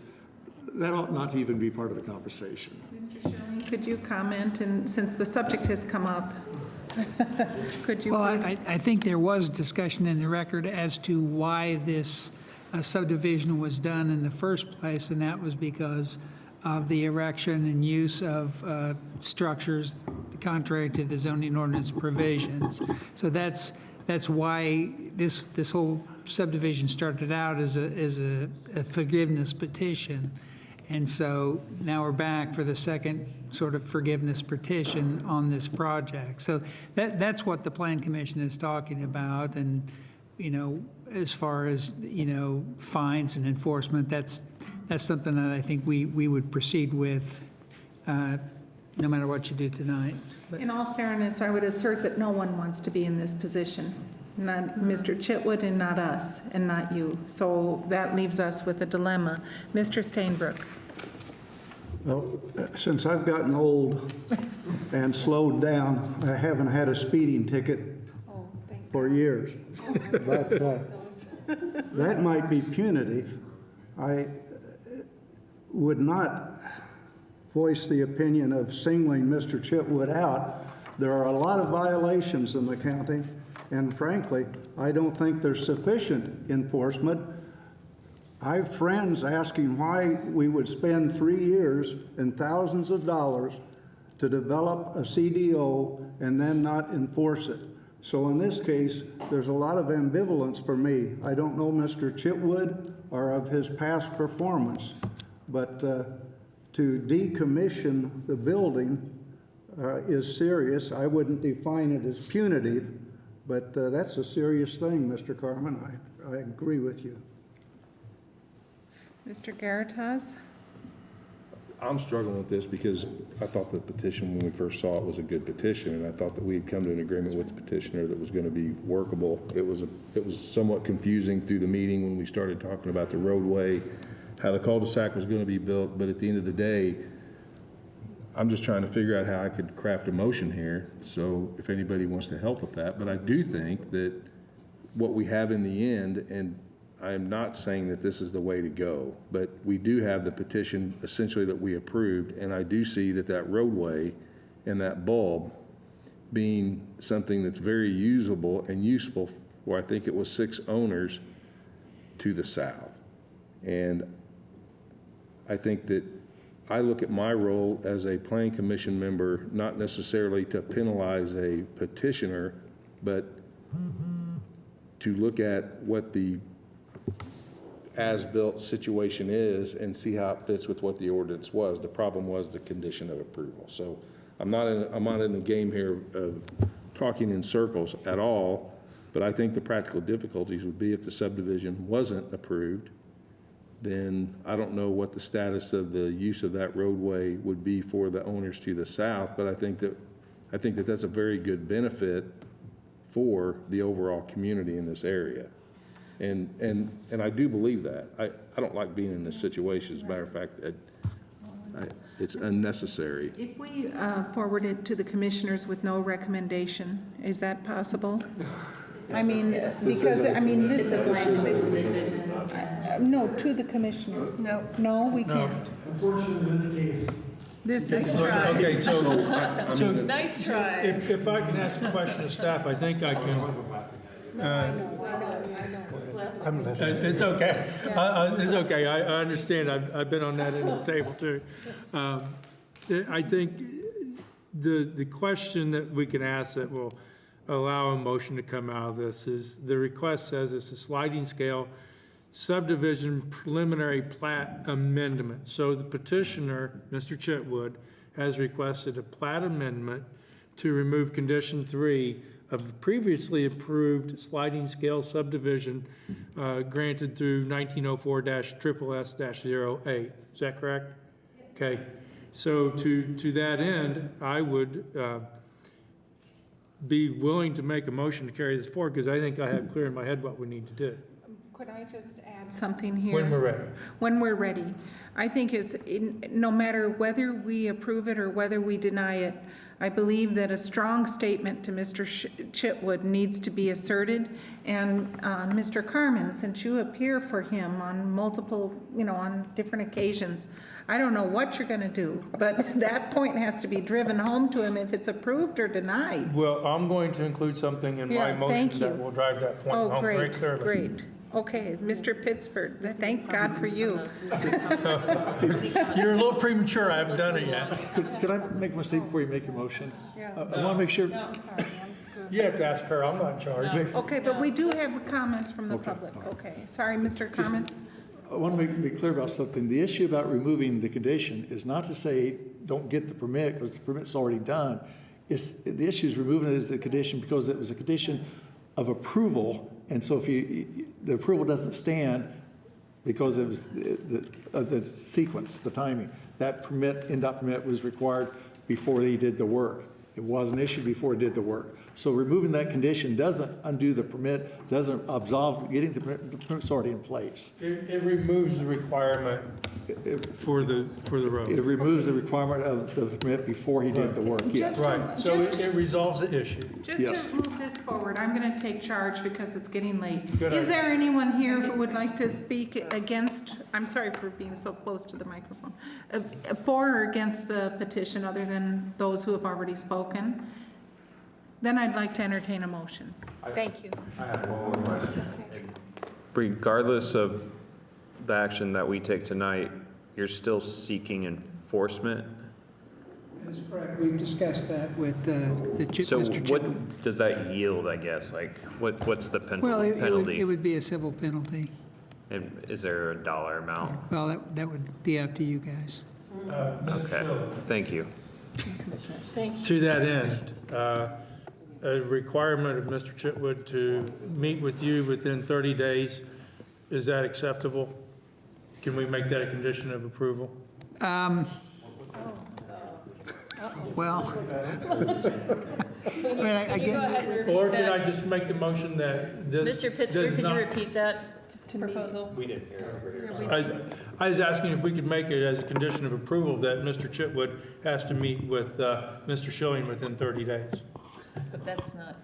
Yeah, we've already had those discussions, and we can bring something to you for approval as Well, far then I as. just will include in there that this does not preclude, this approval does not preclude the pursuing of enforcement violations. Correct. Okay, And that was my point.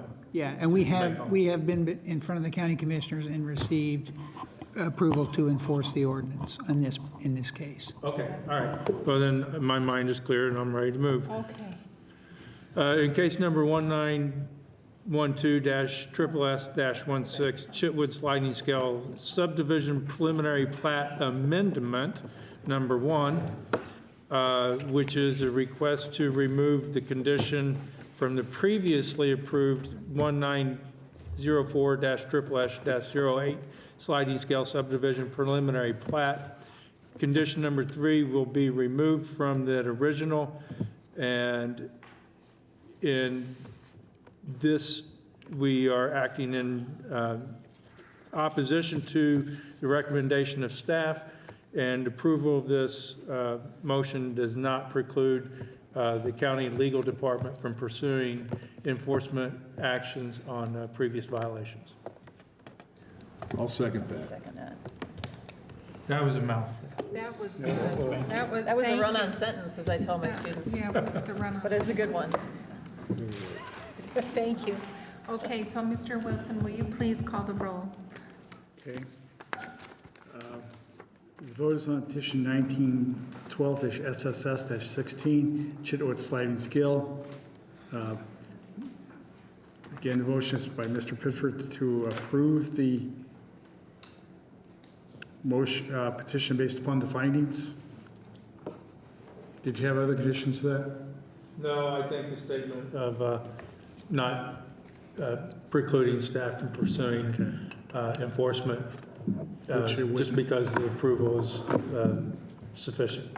And noting that this approval does not in any way prevent the county from pursuing enforcement remedies for the violation. Correct. Okay, again, a vote in favor is a vote to approve the sliding scale amendment. Julie Thomas? No.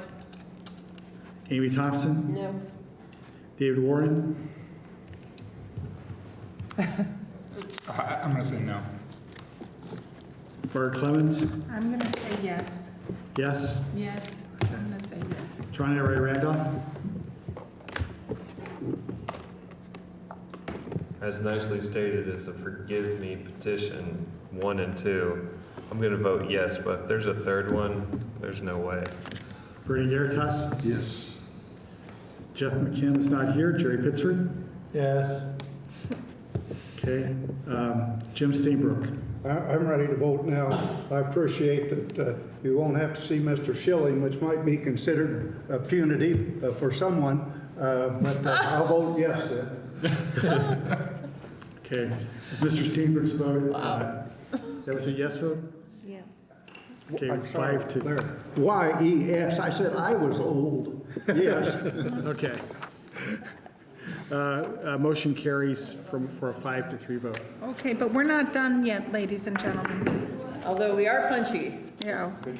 So could we move on? Could we move this to our admin? Could But we I guess move had this a to plat Thursday's committee meeting? issue. We have planning reports from Larry Wilson and David Schilling, and we also have the preliminary the plat committee discussion and committee appointments. While she's moving through, I'll do the announcements. We do have a special meeting in the Plan Commission on Thursday at 5:30 p.m. Yes. At the planning office. Again, it's a general discussion of current existing comprehensive plan in preparation for starting up the zoning ordinance update. Okay, I would just like to apologize to my colleagues for extending this meeting any longer than it needed to go on. So I'll take a motion for adjournment. So moved. Can we Do you want to do those? Can we continue this meeting until Thursday? Yeah. The only place, we actually have a plat committee meeting prior to that. We only have All right. 3 members currently on the plat committee. So Barb? can I just make this quicker? Yeah. If you don't mind, because I've had the long day. So one of the things that we talked about doing was adjusting the number of people on Platt, right? But I didn't see that in the packet.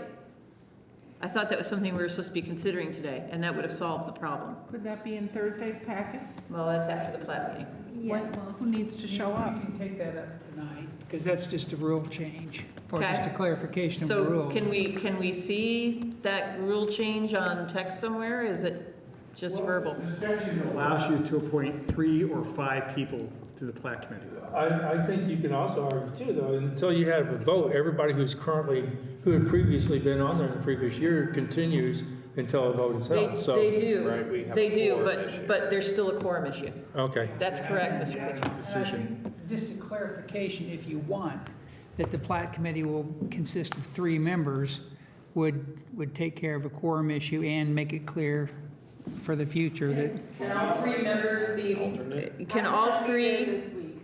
can all three members be from the Plan Commission? And can we appoint an alternate? yes. Thank you. Who wants to do it?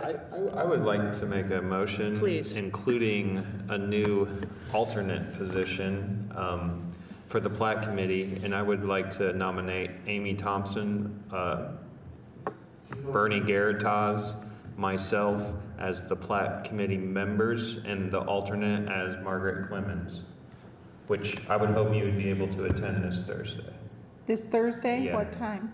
4 o'clock. Okay, I'll be there. Do we need to make a rule change first or with this motion? I think the rule change would be with this motion. Can you just make a rule change? And please? include the rule change in this motion. Yeah, I think that the way our rules state right now is you can have 3 to 5 members. So if you're just clarify that you only have 3, and our rules now allow you to appoint an alternate, so So that- I don't think there's any change Second. needed. Okay, can there be 4 or no? No. Yes. 3 or 5? 3 or 5. I understand the reason, but still. Let's just leave it. Okay, let's go. I seconded. Everyone, it's seconded. Mr. Wilson, would you please call the roll? The vote will be on whether to have 3 members to the Platt Committee, 3 members, including an alternate. including an alternate. You want to do that by voice vote? Yes, let's do that, In order to please. resolve this quickly? All those in favor, say aye. Aye. All those opposed? Nay, the ayes have it. I thought they would. And I think the other committee members, we could try to deal with this at the very beginning of Thursday's meeting. That might be an option, so we don't have to stay longer tonight. Do we need to continue this meeting until Thursday in order to Yep. accomplish that, or can we do it at Thursday's meeting? The other appointments? If you- Thursday's meeting is a work session on, Yeah, I think that you can do anything, as long as you've noticed that your meeting, We noticed. you can do anything you want. Thank you all for your patience and endurance.